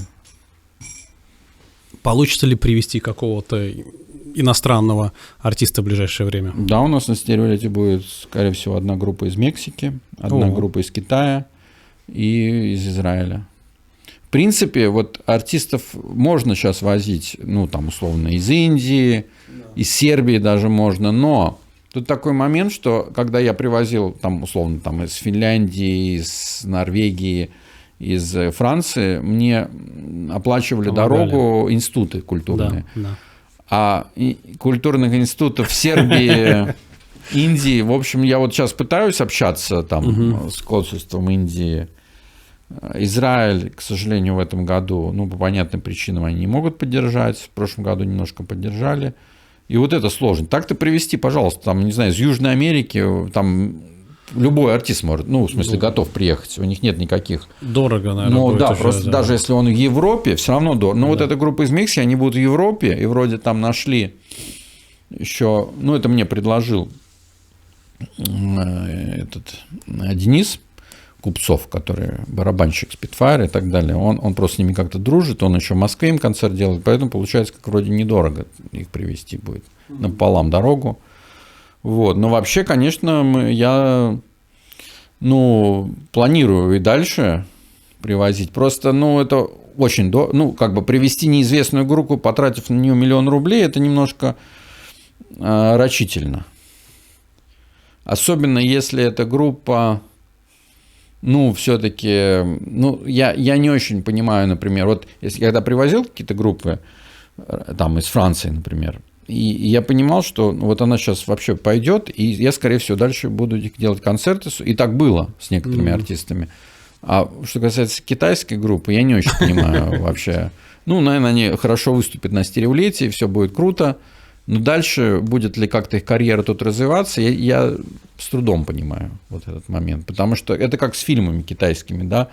Будут ли их смотреть здесь или нет, я не знаю. Сейчас активно вот эта вся история, что типа там китайские фильмы нам. Да. С трудом в это. С трудом, на китайских машинах, я понимаю, все будут есть, но китайские фильмы вот маловероятно. Да. Но Индия, например, как-то уже проникает. И, кстати, есть очень крутые фильмы индийские, современные. Прямо они убирают вообще голливудские. И какой-то я смотрел, как же это, что-то там, вот какой-то прям Пикей или что-то такое. Помнишь, такой был фильм? Не Пикей, помню. странный, какой-то там инопланетянин случайно попадает на Землю, и там... Но я вот рекомендую посмотреть, я случайно его посмотрел. Ну, как случайно, мне приятель, типа, мы ставили музыку, он такого, послушай, там, саундтрека с такого-то фильма. Фильм 3 буквы «Р», РРР. Что-то равенство, революция, там. Блин, я вот точно буду смотреть его еще не раз, потому что это настолько... Как еще раз называется? 3 буквы «Р». 3 буквы «Р», вот наши Да. русские или английские? Английские буквы. РРР. Это невероятно крутой фильм. То есть там, причем там есть все, там тебе и танцы, и пение, и все такое, но вот эти все экшены, ну вот я тебе говорю, Голливуд вообще вот просто отдыхает. Видимо, там они уже дошли вот до таких технологий и совмещения там как бы и игры, вот это очень здорово, прямо. Так что теоретически, может быть, и что-то удастся там. Ну, заместить не удастся, я не очень понимаю, как можно вместо голливудских фильмов или даже каких-то европейских смотреть китайские или там что-то. Южнокорейские. Да.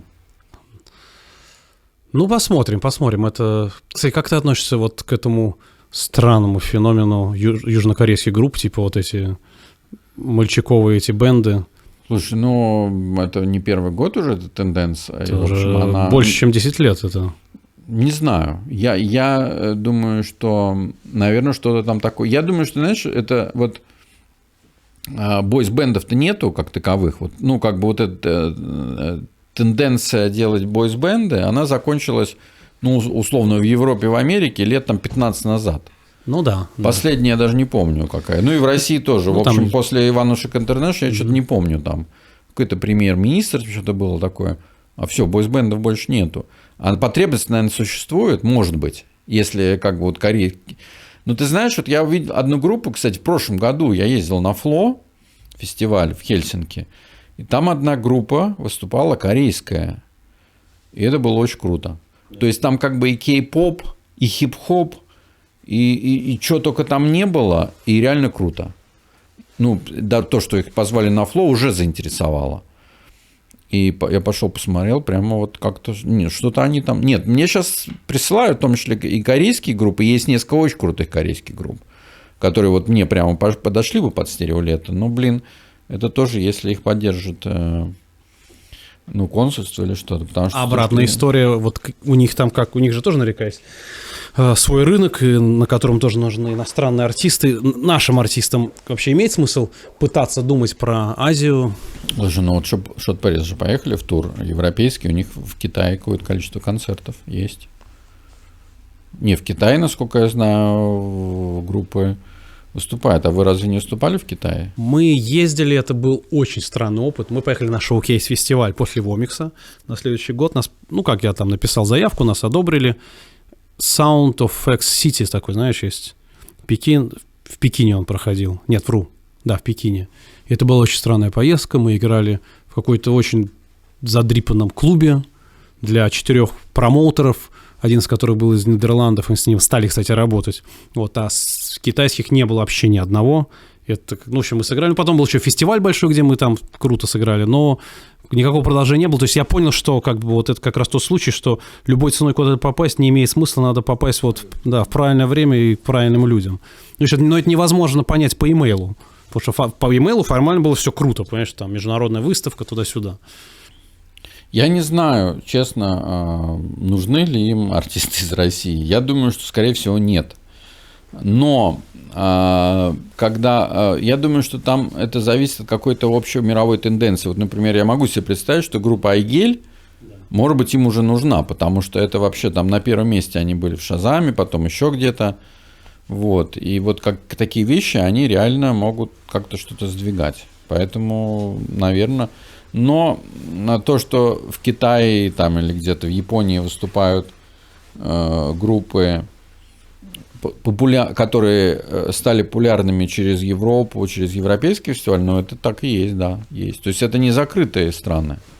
насколько я в Японии, понимаю. кстати, мы были очень удачны, и у нас там было 4 концерта, 2 солдаута, причем в больших залах, настоящих здорово. больших залах. Вот, ну, тоже, видишь, это были местные промоутеры, это была их инициатива, и как-то так вот, ну, то есть они предлагали, кстати, повторить нам опыт, и как раз начался коронавирус, и все остановилось. Ну да, Китай интересно. Это, с другой стороны, это огромная страна, куча народу. С Индией, кстати, думаю, шансов вообще никаких, потому что мы в Индии были 3 раза, все 3 раза на фестивалях, и когда мы в последний раз были там уже долгой поездки, мы писали альбом с индусами, и нам пытались делать концерты. И я понял, что вот те концерты, которые не могут сделать, ну, то есть, ребят, вы их лучше вообще не делайте. Давайте мы просто будем записываться, понимаешь? Потому что это, ну, как бы очень странно прямо. Ну, там просто очень специфический рынок, мне кажется. Плюс, собственно, сами промоутеры специфические. Вообще с некоторыми, даже, извините, вот с Израилем, ну, я не работал с Израилем, вот прям вот какие-то концерты, там, хотя мне сейчас много предлагали, то есть, но я понимаю, что там у них очень серьезная специфика вообще, как они там работают, Да. местные. Ну, с точки зрения вообще организации чего бы то ни было, там нужно вот как бы понимать вот эту специфику. Ну, условно, тебе там могут там... Это мне рассказывали люди, которые вот приехали туда и стали там жить, промоутеры, ну, мои коллеги. Ты тоже, ну, представляешь, вот типа ты договариваешься там условно с какой компанией, причем это русские уже, которые тоже приехали когда-то из России, но у них уже менталитет стал израильский. Ты все обо всем договариваешься, а потом просто они не приезжают и даже тебе не отзваниваются. И ты, как же так там, слушай, да все нормально. Да ну как бы, ну, да не парься ты. Вот так артист вот, не приехал? Нет, ну там оборудование там или какие-то вот такие обслуживающие вещи. эти персонажи. Да, такой. И вот там это менталитет, к сожалению. Вот. Но те, кто там уже живет и с этим работает, он уже приспосабливается, как-то вот это все происходит. А те, кто вот начинал там что-то, какой-то бизнес или что-то, мне же многие там переехали, ну и не только сейчас, давно, они говорят, я не понимаю, как здесь вообще что-то делать, просто вообще не понимаю. А потом через год уже как-то вроде как-то там уже, там, знаешь, там... Он уже и сам может себе да, позволить не приехать. Там, то есть как-то там... Ну и, знаешь, это вот Армения, Грузия тоже там есть такая специфика, там... Типа, да ты, брат, не парься, вообще все будет нормально, брат. Ты, знаешь, из серии, типа, да ты не волнуйся там, типа... Ой, слушай, вот, Сейчас все сделаем. Ну, у меня знакомый сейчас работает в Узбекистане, вот тоже там его позвали работать, он как раз жалуется, что да, есть, человек может просто взять не прийти на работу. Да, вот такие темы, и как бы это считается там нормальным. Ну, то есть, как бы, ну, не то, что нормально, ну а что такое? Ну, так вот получилось. То есть, мы здесь такое не можем представить. Ну, как можем, но это считается, типа, ну, как-то вот уже Не, такое. Ну, ты с этим человеком всё. перестаешь работать, Да. там, не знаю, там в черный список его там заносят и так далее. А там у них так все такие, поэтому там, ну, невозможно занести в списки в черные. Вот, и как бы вот такая тема. Но, видимо, к этому нужно тоже как-то привыкнуть и с этим жить и так далее. А в Европе наоборот, когда вот я начинал тоже работать с иностранными, они приезжали сюда, я помню, ну, как-то, нет, мы все делали хорошо, все четко. Но для них это было типа, как так, вот вы там опоздали на 5 минут там куда-то. Говорю, ну и что, ну, как бы все же сделали. Так нельзя работать. Особенно немцы какие-то, ну, вы с немцами много же работали. Немцы же вообще такие прямо, вот эта вся вот такая тема, там, как, там, что. Вот. Слушай, но потом, ну... правда, напивались, и все хорошо, и как бы уже им все нравилось. Слушай, ну, ты знаешь, да, эту специфику надо понимать, у нас в Японии был практически, знаешь, вот факап. То есть мы должны ехать в какой-то город на гастроли, и нам говорят, типа, ну, там вот в 3:15 встречаемся в холле, типа это. А у нас, понимаешь, как 3:15? Ну, значит, типа в 3:15 там спускаемся, в 3:30 уезжаем. Да, вот как бы все так в голове это держат. И мы еле-еле успели на какой-то поезд, потому что они вот реально впритык. Да, То есть, в 3:15, значит, мы сразу же пошли. Мы что, я потом говорю, ребята, вы мне, пожалуйста, сейчас говорите, что вот как бы вот расписание такое-то, чтобы я понимал. Я тогда всех позвал пораньше до 15 вот минут. для них, понимаешь, вот я, ну, с этим сталкивался в процессе работы с разными там и промоутерами, и компаниями, и для них немцы вообще, вот я помню, мы возили такую группу Defas.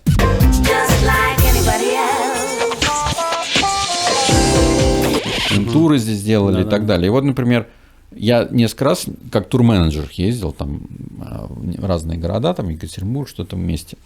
И вот, например, типа мы говорим, мы встречаемся там внизу, как ты говоришь, 3:15. В 3:10 вот я выхожу тоже, ну, как бы я же должен первый быть, я думаю, сейчас я выйду, я буду первым, потому что надо за 5 минут прийти. И вот я открываю дверь из номера, и в течение, там, не знаю, 30 секунд еще хлопает еще 5 или 6. То есть они все в это время выходят четко, их не надо никому не звонить, ничего, вот это все. И все вот 3:15 все стоят внизу. Это вот англичане так нет. Ну, как бы в зависимости от группы, но некоторые... Я вот сейчас тоже разговариваю с теми, кто работает, там, знаешь, с группами из Индонезии, там, из Индии, вот это все типа, давайте мне тоже вот на стереолету, может, какая-то группа. И мне говорят, слушай, вообще я не советую. Потому что и начинает там какой-нибудь пример. Ты понимаешь, в прошлом году какая-то группа, там 2 человека потеряла паспорт, 2 не доехало до аэропорта, там 3 вообще там куда-то пропал. То есть вот такие темы, понимаешь? Причем это как бы нормально у них. То есть это не то, что там форс-мажор, а вот как бы вот такая тема. Потерял паспорт по дороге, что делать? Вот специфика, понимаешь, стран. Почему, как бы, собственно, и это... надеюсь, что с мексиканцами нормально все будет. Мексиканцы рознь, знаешь, мы в Мексике были, наш чувак, наш типа провожатый, повез на пирамиды и потерялся там, понимаешь? А у нас вечером концерт.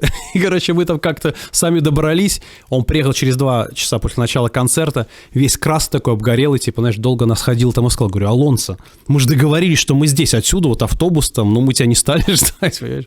Поэтому, наверное, должно быть, если они все-таки будут в Европе, как-то она еще же умеют. Нет, вроде там все хорошо, да, с ними. Просто вот как бы, видишь, даже переход, вот ты все-таки работал там все время там с европейцами, с американцами, более-менее понимаешь уже там их какие-то специфику, и все. А сейчас вот даже, надо как бы заново приспосабливаться, как там, чего смотреть. Нет, с израильтянами нормально. Я каждый год же у меня только позапрошлом, и вот во время этого коронавируса я не приглашал из Израиля групп, потому что, собственно, не привезти было по ограничениям ковидным. А так у меня с 2013 года каждый год 1 или несколько израильских групп мы привозили. Слушай, а если будет такая ситуация, ты знаешь, что вот группа классная, но вот там артист, отвратительный человек, но группа классная, повезешь его? У меня были такие случаи. Были? Да, конечно. Я просто с ним не общался, и все. Не обязательно же с артистом общаться. Нет, на самом деле достаточно много артистов. Немного, но у меня были случаи конкретные, которые очень неприятные в общении, да. Просто ты с ними стараешься не общаться. А некоторые, наоборот, очень приятные. Такие тоже бывают. Мы там дружили там, и так далее. Некоторые такие снобы, понимаешь, просто. Вот особенно французские некоторые такие бывали. По-разному.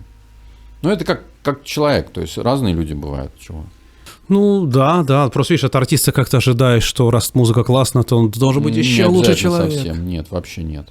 То есть, как бы... Я вот сейчас конкретно не припомню, но сами артисты более-менее как бы нормально. А вот пару раз менеджеры с ними приезжали, я с одним даже подрался. Подрался? Да, прям физически подрался. Менеджер группы Funline Criminals. Да ладно. Такой неприятный персонаж был, просто полный мудак. В итоге он потом даже, а с ним еще такой, как бы их, как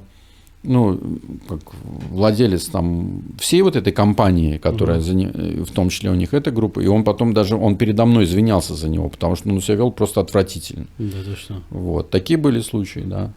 Слушай, а с рэп-артистами ты бы стал работать? А я работал и с русскими, и с иностранными. Мы уже привозили этого, как это чувак из Вутан-клана, Ризу, RZA. Да. Ризу мы привозили. Да. Потом еще... мы с хип-хоп артистами работали. Почему? То есть у тебя нет предубеждения? Нет, вообще нет. Я вообще по стилям сильно не разделяю музыку, поэтому как бы мне не важно, там хип-хоп, не хип-хоп. Вот. Нет, мы немного, но работали с хип-хоп артистами. А как ты думаешь, какой сейчас стиль? То есть понятно, что есть такое ощущение, что вот как бы золотая эра 3-го пришествия рэпа в нашу страну, она закончена, потому что сейчас как-то они так медленно сходят на нет. Наверняка еще колбасят по всем городам и весям, собирают много, но уже вот такого хайпа, связанного с ними, уже как-то нет. Ты имеешь в виду про русский рэп? Да, про русский, Да не знаю, что подразумевать под рэпом, понимаешь? Это артист, как бы тут речь в артисте, а не в стиле. Почему? Есть очень популярные. и который, ну, слушай, пример Оксимирона, который вообще там, не знаю, я думаю, что если бы он, ну, вот представьте себе, чтобы он сейчас вот здесь выступил, он бы собрал, я думаю, там, ну, стадион там самый большой. То есть, что там у нас там, вот как Агутин собирает там «Газпром», я думаю, что он собрал бы «Газпром-арену» один человек, просто хип-хоп-артист. Так что зависит от таланта конкретного артиста, я думаю. То есть дело не в жанре. Не, вообще нет. Но тренды все-таки, мне кажется, есть какие-то, что... Тренды всегда есть, но всегда эти тренды может разрушить артист, какой-нибудь артист. Ну, да. Ну, хорошо, вот есть у тебя ощущение, что сейчас какой-то вот новый тренд, и ты прямо вот уже его уловил, и сейчас собираешься себе на стереолето позвать какого-то артиста, о котором даже еще и никто не подозревает. В таком стиле, который вот какой-то вот новый. Слушай, у меня всегда есть такие артисты, но я их беру не потому, что они в таком стиле, а просто потому, что вот такой артист. Да? Да, есть такие артисты. Ну, кто у тебя вот в этом году будет из таких? Мне кажется, что Beautiful Boys группа может выстрелить очень серьезно. Я забыл, что значит ночь. Я забыл. Это группа из Самары. Угу. Они, в общем, играют такой low-fi инди-поп, такой, я бы софт-поп бы сказал, но у него очень необычный голос, очень необычный, такой почти оперный. А музыка такая очень классная и песни запоминающиеся. Вот. Потом, ну, вот из Питера группа очень, очень классная, «Конец солнечных дней», питерская группа. «Манго Буст». Полетели на Луну. Мне нужна твоя. Такая группа из Йошкар-Олы, дуэт. Ну, всегда возникают какие-то артисты, но что в реальности произойдет, сложно сказать. Некоторые оправдывают ожидания, некоторые вообще растворяются как-то. Вот, например, я думал, ну вот мне очень понравилась группа в прошлом году на этом New Open «Мытищи в огне», и вот я думал, что они будут прямо очень пойдут. Но как-то вот не происходит с ними ничего. Не знаю, из-за чего это. Может быть, как-то про них должны узнать или что-то. Слушай, я заметил вот в этом году, кстати, на Вомиксе в прошлом, тенденция дуэтов. Прямо каждая вторая группа дуэт, понимаешь? Причем некоторые прямо супер классные, некоторые, ну, дуэт это всегда сложно, понимаешь? Ну, особенно если это живое исполнение музыки, там не компьютеры, не только компьютеры. Вот ты не заметил сейчас такого вот Слушай, ну, как твоем... тенденции нет, но вот у нас группа «Сова» выступала в прошлом году. Город встретил первый снег, покидай свою постель. Прекрасный дуэт из Екатеринбурга, очень классный. Не, ну бывают и дуэты, я как-то не задумывался о том, что... Ну, понимаешь, я задумался, что типа, ну, понятно, ребята как бы хотят сэкономить на дороге, типа, этим фестивалем легче пригласить недорогую группу, потому что, знаешь, там 8 рыл одно дело, а другое дело там всего лишь 2. Вот, и гонорар у них поменьше, чем у группы Я большой. не думаю, что это, знаешь, сознательно сделал. Вот, ну, типа, не знаю. Вот мне кажется, на Вомиксе, кстати, у тебя вот ты на Осе же был неоднократно, да? Ну, на самом деле, один раз я был. Один раз? Да, в Тампере. Когда вот здесь был, недалеко от нас был. Ну, какое у тебя ощущение осталось от Вомикса? Мне понравилось, в принципе. Ну, то есть, скажем так, если вот у меня была бы возможность с какими-то артистами там поработать, я бы 2-3 группы, наверное, пригласил из тех, кого я видел. Вот. Ну, вообще интересно, потому что, ну, в такой музыке тоже много чего интересного происходит. А ты не заметил, там же было это как раз, так как это была Финляндия, то Финляндия была, как там, страной, которая принимала, и делала там, да, первый, собственно, вот этот приемный концерт, и группы, они были все одна страннее другой. Вот не заметил финские? Такого? Финские, да. Такой, знаешь, все кринжой. Последняя была просто уже, ну, мне кажется, за гранью добра и зла. То есть вот у них такая тенденция к такому кринж-театру какому-то. Слушай, ну, я много разных привозил финских групп вот в таком условно new folk стиле. Ну, такой, знаешь, у них даже есть такое направление, такой лейбл был, забыл, как он назывался. Вот там какой-то такой дикий фолк, такой очень странный. В том числе с какими-то элементами там и инди-музыки и так далее. Вот я там несколько артистов оттуда, прям потому что это было что-то необычное. А на Вомиксе конкретно, я, если честно, только одну финскую группу помню, именно финскую, а другие какие-то, в основном там какие-то латиноамериканские были потом. Очень классная была норвежская какая-то группа, я помню. Не, в Финляндии интересные есть группы такие, ну, то, что называется World Music. Вот у них как раз вот такое совмещение, да, с какой-то новой шумовой какой-то электроникой. Вот это все у них там где-то в лесу они все это делают. Мне кажется, они ищут какие-то новые формы. Такое ощущение, что они наигрались вот как бы в такой традиционный фольклор, и им хочется сейчас каких-то... Был классный, как раз, кстати, проект Гjallarhorn. Min fader skall jag giva min gångare grå. Привозили на... Да, вот это... Я помню их, да. С диджериду. Да, хорошие, да. Кстати, как-то я помню. Вот к этому фестивалю, ну, к фестивалям Курехина, Скифу, как вот это относится? Они уже перестали, в принципе, они сейчас пытаются реанимировать, но вот то, что мы тогда застали, да, несколько лет подряд. Слушай, но Наташа Подобед привозила некоторых очень классных артистов, и прямо вот, ну, я считаю, что у нее в этом плане очень хороший вкус. Угу. Там было очень большое несоответствие публики, которая приходила, и артистов. То есть, ну, как бы, если бы это была более правильная публика, а более правильно не приходит, потому что до них там как бы 0 примерно был промоушена и пиара, то, что обязательно должно быть, то там просто выдающиеся были некоторые артисты, которые там... Я вот сейчас понимаю, что некоторые прямо там вообще супер артисты, которые сейчас... Там была Вяртина.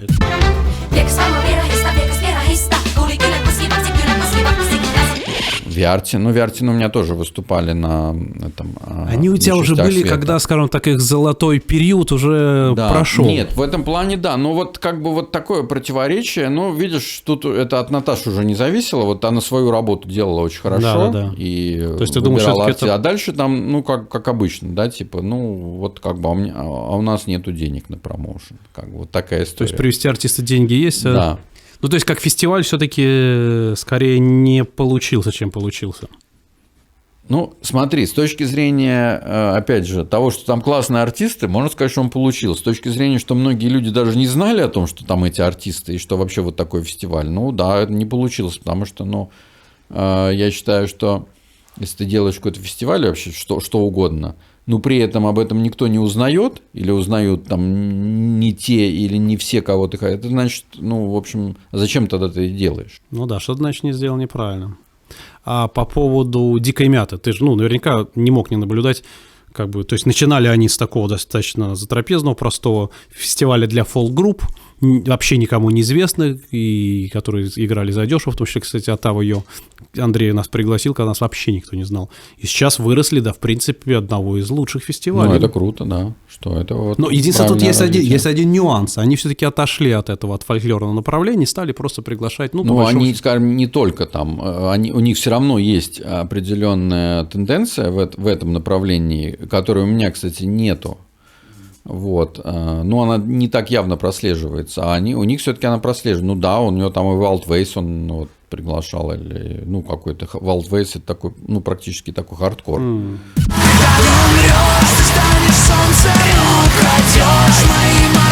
Группа. Не, ну в этом плане как раз очень хорошо, что фестиваль совершенно мультижанровый, потому что я считаю, что вообще большие фестивали, а он-то все-таки, ну, хочет и делает фестиваль все больше и больше каждый год, ну, по-другому невозможно. А ты не хотел сделать что-нибудь подобное? Ну, вот так же, нет? Ну, смотри, мне, во-первых, хватает. Я вообще не считаю, что нужно исходить из того, сколько к тебе человек придет. Да, вот я делаю, сколько приходит, только. А ты имеешь в виду, что делать фестиваль где-то за городом? Ну, большой open air, да, там трехдневный. Смотри, как бы, ну, дело в том, что производство фестиваля – это очень сложная вещь.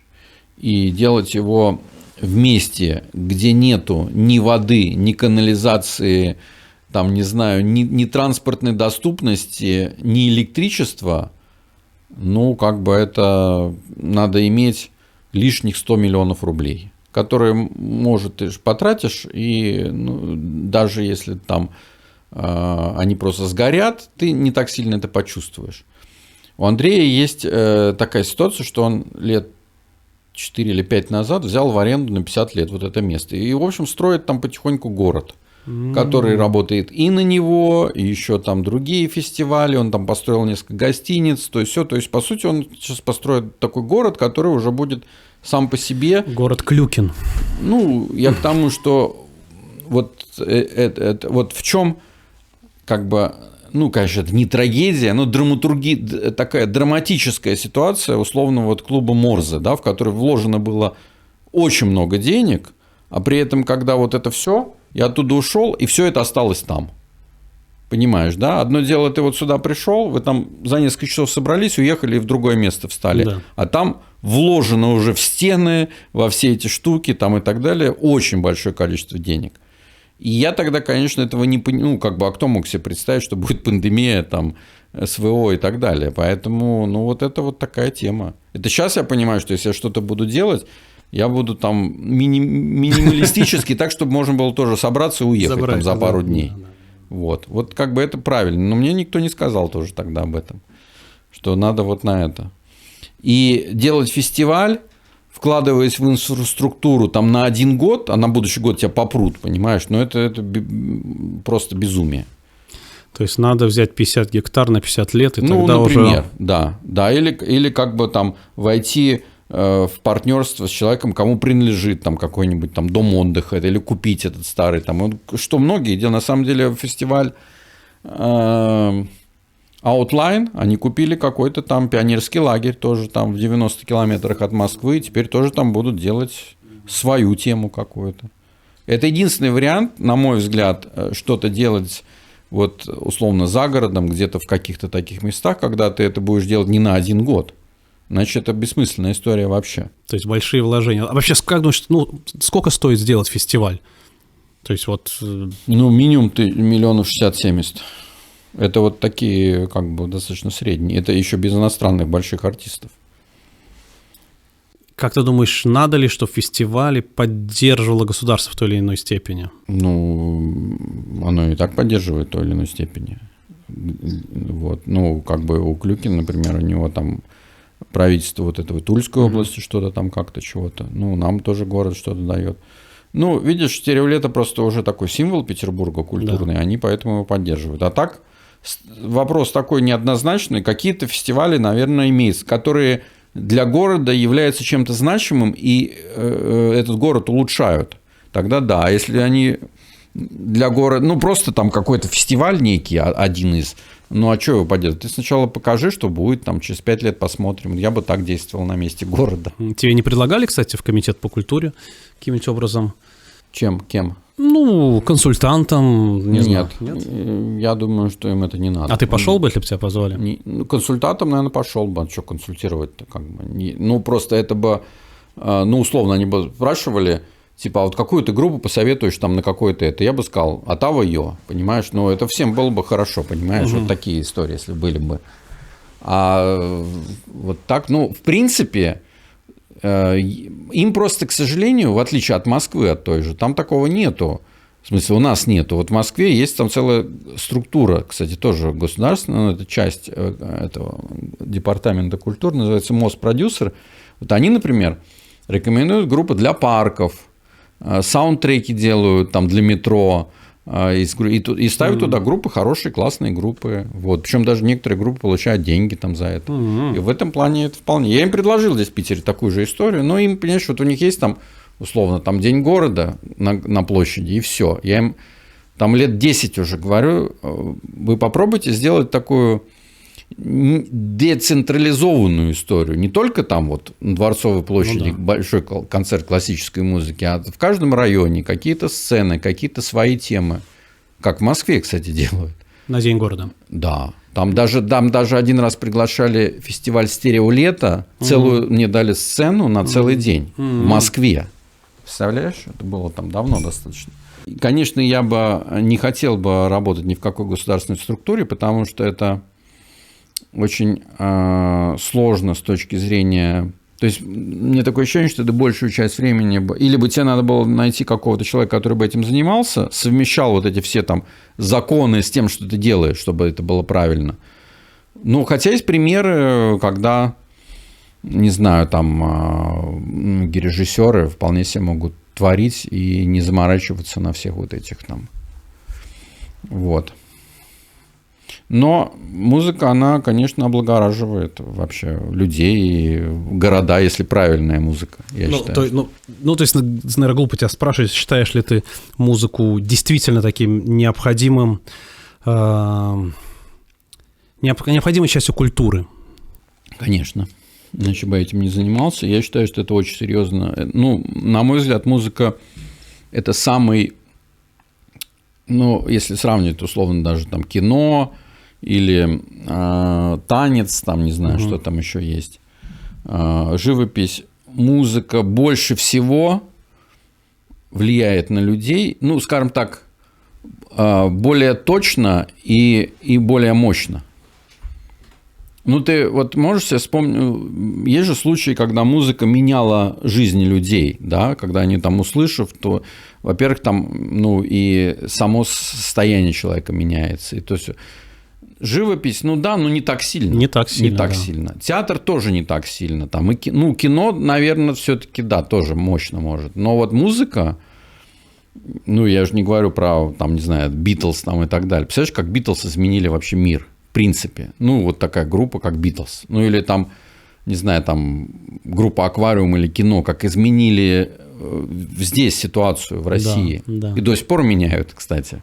Да, кстати. Ну, такого в кино так нет, такого не было в кино. Чтобы именно изменили, да, конечно, там есть фильмы гениальные, но чтобы они изменили такое количество людей, я бы не сказал, такого, наверное, не было бы. То есть музыка наиболее Да, конечно. сильное воздействие. Да, на людей и на жизнь людей. Ну, с этим точно не поспоришь. И я, в принципе, вижу, как, ну, как сказать, это великое счастье быть музыкантом, у которого есть слушатели, которые любят твою музыку. И, конечно, то есть, да, ты уже такой выжатый, как лимон, и вот приходят те люди, потому что у них светятся глаза, и ты понимаешь, ну, ты что-то делаешь, видать, что-то такое настолько хорошее для них, раз вот они вот... Я никому не подбегал для концертов, но, то есть, вероятно, действительно, да не, ну что тут греха таить, мы всегда музыка с нами, мы слушаем ее, мы ездим, мы там, не знаю, в машинах, врубаем, включаешь, ну, либо радио, либо музыку, и музыка, конечно, она радует, поднимает, ну, тут да, тут вопросов у меня тоже нет, ну, просто видишь, как сказать, есть сейчас такое ощущение, что роль музыки вот в нашей современной жизни, она как-то немножко уходит на вот другой план. То есть, вот вспомни там 80-е, 90-е. Ну, это да, так и есть. Это я могу объяснить, почему. Потому что, ну, условно, в 84 году, каком-нибудь там, когда у тебя... Ты хотел стать героем или вообще там, ну, каким-то крутым чуваком, у тебя не было возможности стать крутым бизнесменом, крутым блогером, крутым кинематографом. Ну, потому что вот какие-то зоны, там, типа театр, кино и так далее, они были абсолютно государственные, да, туда вот так ты не попасть. А взять гитару и спеть песню ты мог.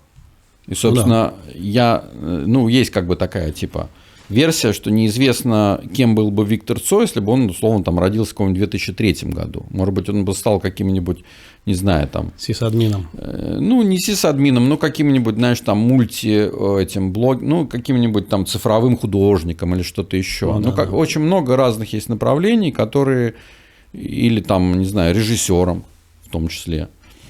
Вот, поэтому, да, конечно, и музыка тогда это было основное, главное, и вот пластинки и все такое. Но при этом и сейчас я считаю, что музыка все равно очень важна для многих людей. Ну, вот у меня 3 дочки, и средняя, она прямо для нее музыка очень важна. Причем она сама там какие-то группы выискивает, играет тоже там на гитаре, то есть все. То есть для них, ну, как бы это важно в том числе. И, слушай, посмотри, группа Kiss-Kiss, да, вот появилась. Это же просто, ну, как бы там фанатская база там какие-то безумная. То есть это просто вообще не стадионы. Вот сейчас бы тоже, если бы вот их можно было, они бы собрали сейчас, там, не знаю, там в 10 городах стадионы. Панк-рок девчонки играют. Я слышу, это продюсерский проект, нет? Нет.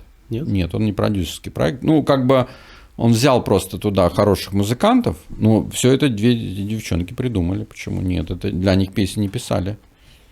Слушай, а ну, понимаешь, вот такой-то вопрос, ну, а может, нет ничего драматичного, если продюсерский проект? Ну, главное, чтобы результат был конечно, хороший. Я тоже в этом считаю, что ничего плохого нету, просто он, скажем, чем плох продюсерский проект, что в какой-то момент, если продюсер решит прекратить, артиста. Или там, типа, все, мне лень там для вас песни писать, вообще мне неинтересно, то, ну, как бы они могут на инерции только вот то, что до этого произошло, условно, как группа Иванушки, да, Он же перестал, Матвиенко, в какой-то момент ими заниматься. Ну, в принципе, тех песен хватает, чтобы ездить, там их петь.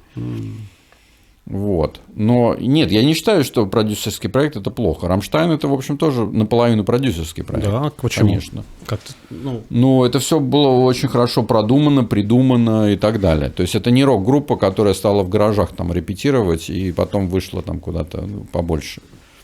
Ну, они начинали так. Такое ощущение, что начинали как все. Я помню их там вот первый в принципе, альбом, там да, как бы ничего согласен, особенного. Да. Но он скорее продюсерский с точки зрения вот постановки этого шоу. Нет, как музыка, в общем, они вполне себе, наверное, органичные.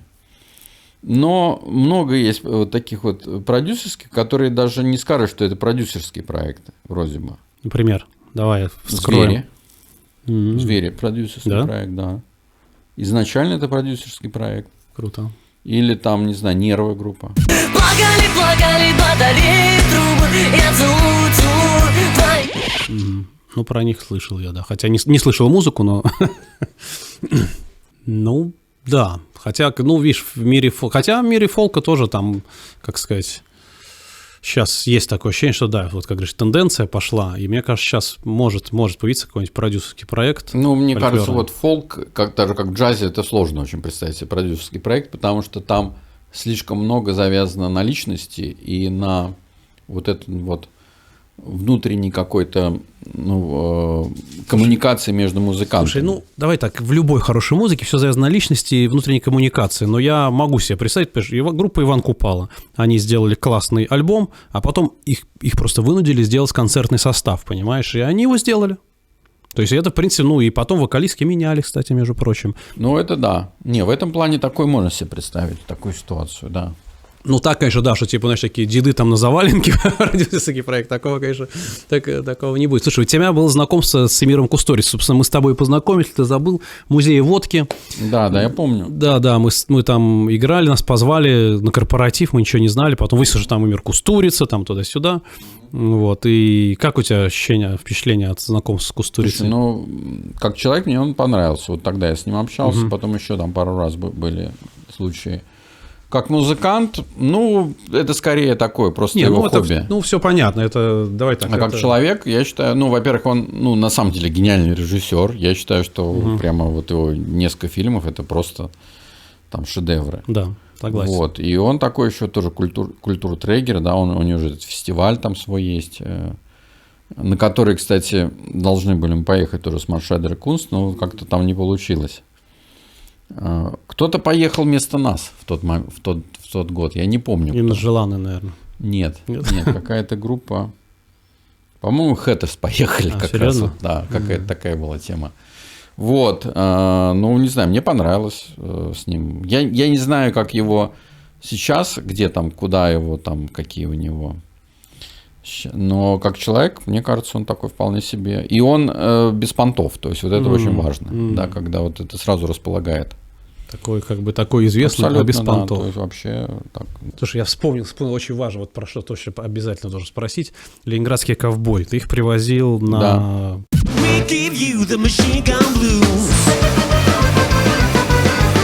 Итальянской площади они играли. Да. Ну, это уже, скажем так, уже не самый пик их там популярности, но все-таки вот какое впечатление осталось от...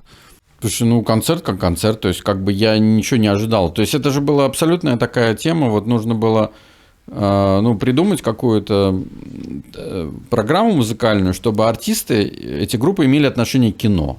И вот Финляндия тогда как раз была такая женщина Кирси, она была директором как это называется, культурным атташе здесь, и вот она их знала, она чуть ли не пела с ними там когда-то еще там. И вот решили, давайте их привезем. Вот привезли. Ну, классный концерт был, чего я вот всегда хотел привезти. Это правда, что они же там какая-то огромная шоу была, там куча народу, и что была такая легенда, что вот они как бы то ли вложились, то ли владели акциями Nokia или вообще всей Nokia, и на дивиденды от своей компании могли путешествовать по всему миру, играть концерты, сделать вот такое странное, фриковатое шоу, которое потом зашло всему миру. Я вот это не знаю, если честно. Я знаю, что есть совместная компания, которая как раз «Спутник Ой», вот это она называется, и там какое-то к ней отношение имеет, собственно, Аки Кюресмяки, Вот Ленинград Cowboys, у них там есть режиссер. в центре Хельсинки, я не знаю, сейчас есть, нет такой, у них был бар-ресторан большой. Зеттер. Зеттер, да. Да. Вот. Я там Ну, был. как, что-то такое, да, кто-то из них там имел отношение, вот как, ну, там все имеют отношение к Nokia, так или иначе, или имели, поэтому, возможно, вполне, не знаю. На том же концерте, кстати, была серебряная свадьба, насколько я помню. Да, была серебряная свадьба, да. Я жизнь люблю, она моя, она добра ко мне, она размазала меня. И это, может быть, один из последних каких-то концертов был таких больших. Потом они играли, сделали Sold Out в А2, а потом, к сожалению, развалились. Вот это... Да. У тебя были большие перспективы группы, Да? на мой взгляд, да. Как думаешь, почему они развалились? Слушай, не знаю, почему группы разваливаются. По разным Ты еще не узнал этого? Ты столько артистов перевозил? Совершенно по разным причинам и часто просто из-за какой-то ерунды, вот как я понимаю. Ну, очень много случаев из-за женщин, это понятно, начиная с группы Beatles. Вот. Из-за Йоко Оно? А? Из-за Йоко Оно, думаешь? Ну, конечно. Да. Ну, как я Ну, подробности там не не любовный знаю, треугольник, там но по-другому. насколько вообще... Ну, это как бы такая же считается общепринятой версией, что, в общем, в какой-то момент, типа, там она стала рулить уже. Ах, вот так даже? Вот. И это... не знаю. Слушай, ну, как бы... Бывает, конечно, ситуации очень такие... ну, часто бывает из-за денег. Например, группа «Братья Гримм», помнишь, была такая? Да, Она до сих пор как брата. существует, но с одним только братом. Да. Но эти два брата-акробата Агаты Кристи, там, понятно, они разошлись во мнениях по поводу действительности, причем радикально. Но они, по-моему, очень давно разошлись во мнениях, там лет еще 10 назад. Слушай, да, но у них был как раз, по-моему, какой-то вот такой, в какой-то момент они собрались и даже дали какой-то концерт. Там, они дали два там, концерта в Питере и в Москве, на стадионах собрали битком. Да, и дальше пошли не общаться с друг с другом. Да, дальше пошли не общаться друг с другом дальше. Ну, слушай... Кстати, я слышал какую-то такую сейчас версию, ну, где-то кто-то написал, что вот этот возобновляемый фестиваль «Пикник Афиши», который будет в Москве, в Питере, не знаю, будет он или нет, что якобы там хедлайнером будет какая-то воссоединенная группа из 90-х. Я вот все думаю, что это может быть за группа? Агата Кристи. Кроме Агаты Кристи, да. Но я не верю в то, что Глеб с Вадимом вообще начнут разговаривать, потому что там, ну, просто непримиримые какие-то. Хотя фиг знает, может, там за миллиарды будут, я не знаю. Могут, знаешь, там один день и поговорить. Как там, миллион в минуту и все. Да, как бы, фиг знает. Не, ну это вообще. Но мне вот, кстати, даже интересно, вот если это так и есть, какая еще, просто я вот так представился, какая еще может быть группа из 90-х, которая не выступает и которая может собраться. То есть ты все-таки следишь за другими фестивалями, Ну, конечно, слежу. Ну, как, во-первых, не так много, во-вторых, я же какие-то новости читаю, там просто типа того. Ну, плюс это конкуренты в определенной степени стереолету, поэтому я за этим слежу. И я знаю, что почти все артисты, которые у нас выступают, им всем сделали предложение на Питер «Пикник Афиши», но до сих пор место не определили, поэтому там шансы, что произойдет, фестиваль небольшой. Как вы договариваетесь о датах? Ведь даты все-таки все несколько Ну, уикендов. мы только договариваемся, что вот, например, до нашего фестиваля там артисты, ну, как минимум, хедлайнеры не могут анонсировать свое следующее. Нет, с этими с артистами понятно, а с фестивалями есть возможность договориться друг с другом? А в смысле, как договариваться? Ну, типа, понимаешь, вот Нет, ты хочешь делать фестиваль, и говоришь, ребята, я вот там в такие-то числа июля вышли делал в анонс. Слушай, в Питере Нет договариваться особо не с кем, потому что их нету в фестивале. Мы с Клюкиным мы договариваемся в том плане, что мы всегда стараемся в разные уикенды, но в этот раз просто я хотел там 5-6 условно, а у него я знал, что там 16-18. А потом я узнал, что будет форум экономический, и типа говорю, слушай, ну вот смотри, ты не против там, если там? Он говорит, нет, наоборот, круто, давай привезем с тобой несколько иностранных групп, поделим дорогу. Вот такая у нас тема. Ну и там некоторые были, например, там условно у нас группа «Пикник» тоже будет выступать одним из хедлайнеров, а у него выступает группа «Инкогнито». И вот в тот день, который у него «Инкогнито», соответственно, у нас не может выступать «Пикник», потому что там этот, ну, сын Шклярского, он клавишник. Я просил его, например, там передвинуть другой день, чтобы вот как бы получил. Вот такие какие-то вещи могут быть. Не, ну слушай, это в другом городе, все-таки это, ну, Так, а в Питере какие еще? Нет, естественно, когда были фестивали, даже та же «Усадьба джаз» или что-то, естественно, мы как-то договаривались, конечно, да. Ну, с ВК, я знаю, что ВК у них июль всегда, и поэтому я не делаю. Раньше я, кстати, делал в июле фестиваль, там в середине, в начале, а сейчас просто, ну, как бы с ВК же не буду конкурировать. Даже не с точки зрения публики, она другая, и вообще это немножко другая история, даже не немножко, а много.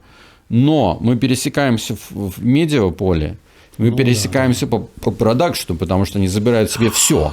Да, кстати. Там вообще, ну, как бы просто, вот когда они делают ВК, все там, не знаю, там даже какие-нибудь там шатры не найти в городе, все. Ну, просто мне говорят люди, вот, которые там тоже занимаются, говорят, ну, просто они все подчистую. Из Москвы еще везут части.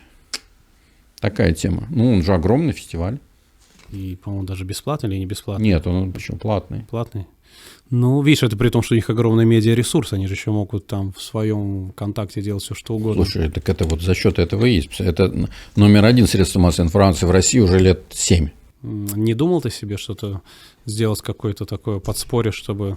Я понимаю, что сделать социальную сеть это нереально. Нет, не хватает того, что вот у меня есть фестиваль. Я вообще так сейчас стал очень аккуратен, ну, и после вот этой всей истории с Морзе, я как бы, знаешь, если раньше я там бросался просто, ну, как вот меня там какой-нибудь проект захватывал, и я вот как бы просто шел напролом, ну, типа из серии «там потом разберемся». Сейчас, конечно, я...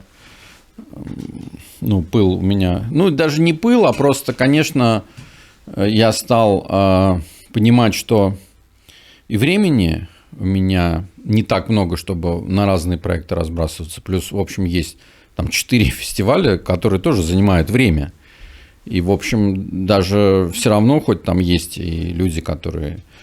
Ну, там, 2 фестиваля у меня там другой директор, тогда все равно, но это занимает время. Поэтому я сейчас очень аккуратно отношусь к каким-то новым проектам и сопоставляю то время, которое у меня на это уйдет, и эффект, который от этого будет получен, в том числе финансовый. Это опыт, это прямо... Вот. Единственное, что бы я бы хотел сделать, я это сделаю, кстати, музыкальную школу не классического образования, музыкального, с акцентом на производство музыки. То есть это саунд-инжиниринг, саунд-продюсирование, саунд-дизайн, вот эта вся история, это точно будет востребовано, потому что это очень, ну, здесь вообще такое никто не делает.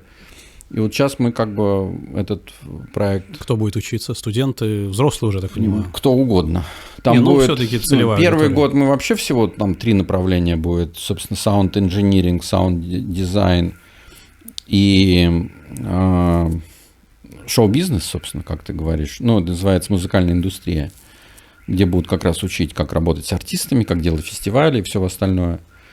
А дальше там будет, там, например, и написание музыки, называется там сонграйтинг, да, там и так далее. Но это есть в Москве такой проект Moscow Music School. Собственно, мы с ними это делаем.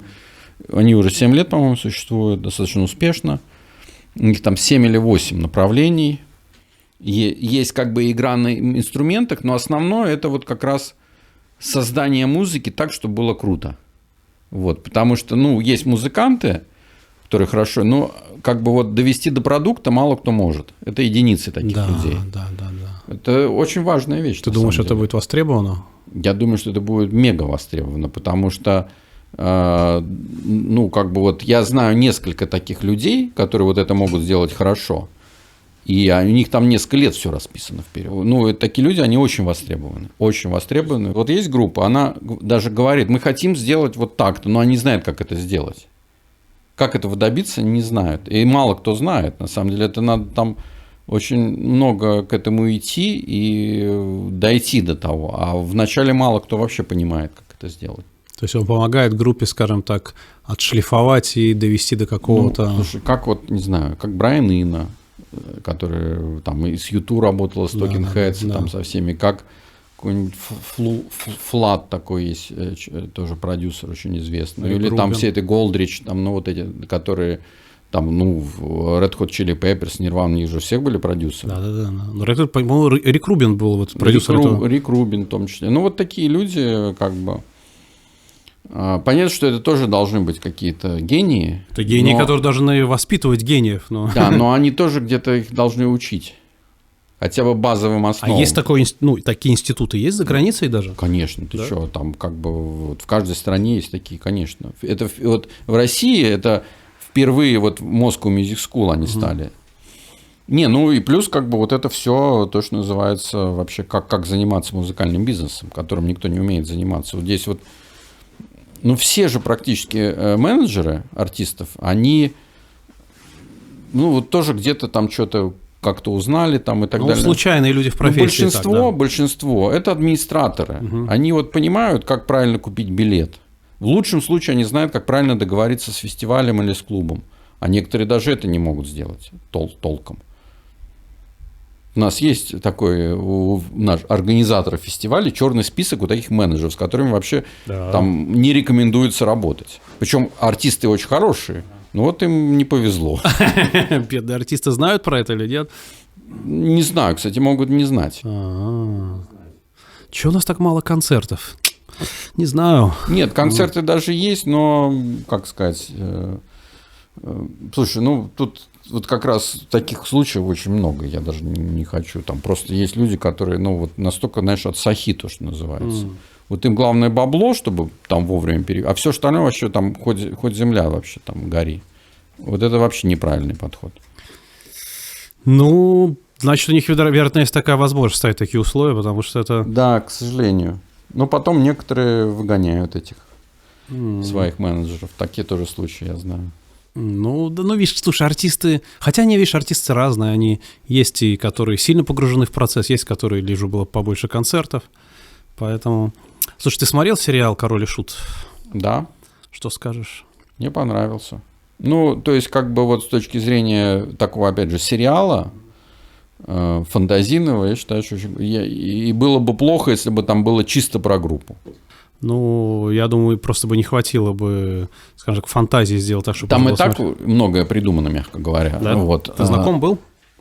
Ну, с первым периодом, вот, скажем, они же в Там-Таме начинали выступать, и вот как бы до... А, собственно, ты должен был быть на их первых концертах. Я не просто был на их первом концерте, мне Горшок, мы же с ним обсуждали выпуск первого альбома. Он мне показывал, рассказывал. Я же еще тогда хотел сделать лейбл, в 93-м году или 94-м. Он мне прям показывал, там, вот какая картинка будет на афише, там, как чего. Да, была такая тема. Вот. Но я, кстати, практически сразу понял, что это будет очень большая группа, потому что, ну, у них очень крутые песни. С точки зрения вообще мелодики вот этой подачи, ну, это очень, очень круто. Это вообще такое... очень необычное сочетание, такое в мире редко бывает, когда, ну, с одной стороны, панк-рок, как бы, а с другой стороны, что-то вот такое, связанное с фолком. Ну, условно, ну, это не аналог, по музыке вообще не аналог, но я бы сравнил, возможно, группу Pogues.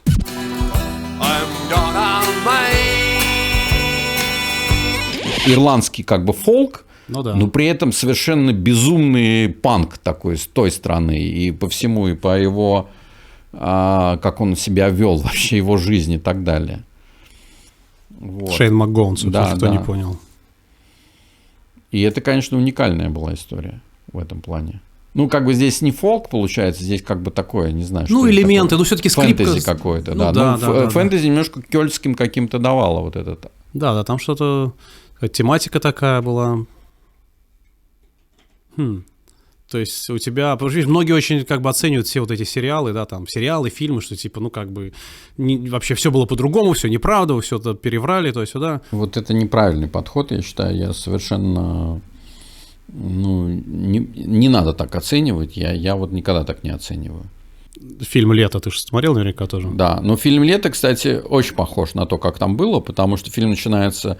Если ты помнишь, когда залезают через это окно, да. Я через это окно лично залезал 3 раза. Поэтому, причем они воспроизвели его так, как было. Вот это, кстати, круто, когда детали. Именно вот так это было. Именно вот это вот. Понятно, что там многое придумано, но атмосферу они передали очень хорошо. Ну, по крайней мере, я же был в этой атмосфере, и я это помню, и я вот как бы могу подтвердить как участник тех событий, что именно так и было. Вот это интересно, что у нас был Андрей Бурлака, ему тоже фильм понравился, но он сказал, что все было все совсем по-другому. Смотри, по деталям, конечно, было все по-другому, но атмосфера была именно такая. А важно-то передать атмосферу, и это мало кому удается. Буквально последний вопрос про Сережу Ефременко. К сожалению, да, вот он ушел от нас на днях. Ты, я так понимаю, тоже был на первых концертах Маркшайдеров, они же мы с ними Тамтаме. познакомились в Тамтаме, да. Вот. И, по-моему, да, это были первые концерты. Мы как-то сразу так подружились. И с тех пор, в общем, группа Маркшайдер Кунст всегда присутствовала в моей жизни. Я, кстати, я наблюдал, что вот много мероприятий, которые ты делал, я смотрю, вот Маркшайдер Кунст, там что-то Трес Мучачес.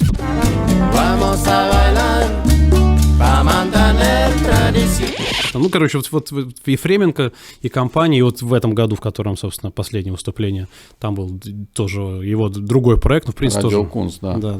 Но, на самом деле, я считаю, что это как бы вот такой символ и нашего города, эта группа, и, наверное, единственная группа в России, которой удалось то, о чем говорил БГ, да, то, что сложно сделать в неритмичной стране, да, вот выдержать такой ритм, который прямо, ну, вообще с первых же там аккордов всех заводил. Это, конечно, уникальная вещь. Я думаю, что такой группы больше не, ну, как бы и нет. Ну, группа как бы осталась, понятно, что Ефра нету. И это, конечно, такая большая потеря для вообще, ну, как бы и для людей, которые его знали, и для музыкальной. Вот. Кстати, начали мы уже собирать трибьют, сборник, так что если вы хотите с какой-то песней поучаствовать, я буду рад. 3 песни вы знаете. 3. У нас есть 3. Когда у вас трибьют назначен? Слушай, я пока еще собираю, я думаю, что, скорее всего, он выйдет прямо к годовщине. Ну, это такая спокойная вещь, то есть она не приурочена к какому-то там ближайшей там или что-то. Я думаю, что логично это будет сделать уже к годовщине. Вот. Но при этом, может быть, они будут делать концерт 25 мая Маркшайдер Кунст Трес Мучачес просто с приглашенными вокалистами. Да. Вот такая. Но это будет как бы вот будет состав Маркшайдер Кунст, еще будет, возможно, вот духовая секция классическая туда. Это может там гитарист, вот Ильдар там что-то. Но база будет эта группа. А летом, может быть, если там есть такая идея, Ефра же еще сделал такую регату в прошлом году. Да, у нас, кстати, приглашал, вот. У нас не получилось. И вот есть там капитан такой, Кирилл Иванов, он с нами ходил на Байкал, тоже с Маркшайдерами ходил на Байкал. Он хочет сделать регату, тоже посвященную Ефру. Может быть, вот мы сделаем какой-то тоже open-air концерт небольшой, когда вот эта регата. А так вообще базовая история, ну, собрать такой трибют, когда разные группы исполняют, там уже подтвердились Ska Jazz Review, Кирпичи, там Громыко, по-моему, тоже, там, ну, уже там 5 или 6 групп уже точно будут. И вот как раз, может быть, через год сделать какую-то вот такую презентацию вот такого трибьюта. Вот. Ну, это дело очень хорошее. Как думаешь, ну, то есть, понимаешь, есть классные песни, есть классная группа, сыгранная машина, Да. Нету Ефра. Что делать, ребята? Непонятно. Вот они, кстати, сами сейчас не очень понимают, но вот мне кажется, вот этот вот проект, который 25 мая, да, на новой сцене Александринки, не посмотрят. Может быть, на самом деле будут иногда выступать вот с какими-то приглашенными вокалистами, плюс там инструментал, плюс Денис что-то поет, там какие-то песни. Ну, больше в Трес Мучачес, кстати, может существовать, потому что там у них такая народная музыка, и некоторые песни Ну, пел. ты же понимаешь, Трес Мучачес, а Маркшайдер Кунст это... Мне сложно представить, если честно, я не очень представляю. Но, с другой стороны, вот, например, ля минор тоже было сложно представить без Шалыгина. Жарил на баяне, гремел посудою шалман. Но при этом они сейчас играют с девушкой. И это хорошо. И это другая история. Это не то, что было с Шалыгиным, но при этом это тоже хорошо. Это такой больше кабаре, такое уже вот. Я не был, я слушал просто там видео, песни. Не знаю, я считаю, что если что-то бы получилось и дальше бы проект жил, было бы здорово. Но как это будет, это сложно, это музыканты должны решать. Ну да, да, я согласен. Ну, видишь, группа классная, как бы, да. Ну что делать, такова жизнь. Да, к сожалению. Да. Ну, слушай, Илья, я хочу тебе сказать, что разговор удался. Большое тебе спасибо, что ты уделил. Я понимаю, что у тебя не было, там, скажем, сегодня, наверное, как сказать, долгого офисного рабочего дня. Я в офис на час зашел сегодня. Вот, понимаешь, и я очень рад, что у тебя есть такая возможность быть хозяином своего времени и уделить 2 часа времени. 3 почти. Серьезно, 3 часа времени. Да, это вообще большое тебе спасибо. Я тебе желаю, чтобы у тебя... Ты один из немногих, кто действительно делает классные мероприятия. Я, к сожалению, кстати, к своему стыду скажу, что я ни разу не был на стереолите. Ну вот придешь сейчас в этом Да году. блин, хрен, приду, опять наверняка какой-нибудь будет у нас там. Мы же в прошлом году вот хотели, а у нас куда-то там мы поехали. Румянцева зато к тебе послали, он сам пошел.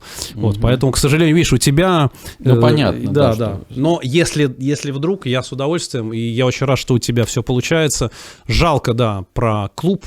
Ну, слушай, с другой стороны. это я уже это пережил, в общем, это такой, как бизнес, да, то есть это ты построил горнолыжный курорт, и вдруг в какой-то момент вокруг температура стала плюс 25. Без вариантов, что она понизится. Вот, поэтому, такая тема, чего. Ну, что делать, да. Ну, в общем, короче, да. Спасибо еще раз, и, не знаю, давай, продолжай, пускай у тебя все будет получаться. Так, ну, а вы, дорогие друзья, это Илья Бортнюк, следите за мероприятиями, которые делает Илья, они все прямо высочайшего уровня. Я очень рад, что музыкальными фестивалями занимается человек, который по-настоящему любит музыку. Это, к моему удивлению, не так часто среди иностранных, кстати, музыкальных промоутеров. Мне кажется, что они, многие из них, на Вомиксе я видел, что, знаешь, такие усталые от музыки люди по инерции, как бы вот... Ну, это самое главное, сохранить в себе вот такой энтузиазм. Я иногда тоже уже, получается, фестиваль 23 года. Музыкой я занимаюсь профессионально с 90-го. Я могу сказать так, я устал, но мне не надоело. Это классно. Так что, ребята, мы все устали, нам не надоело. Илья Бортнюк, Зеленка Лайт, большое спасибо. Всем удачи и приходите на фестивали на наши, и вообще слушайте хорошую музыку, это важно.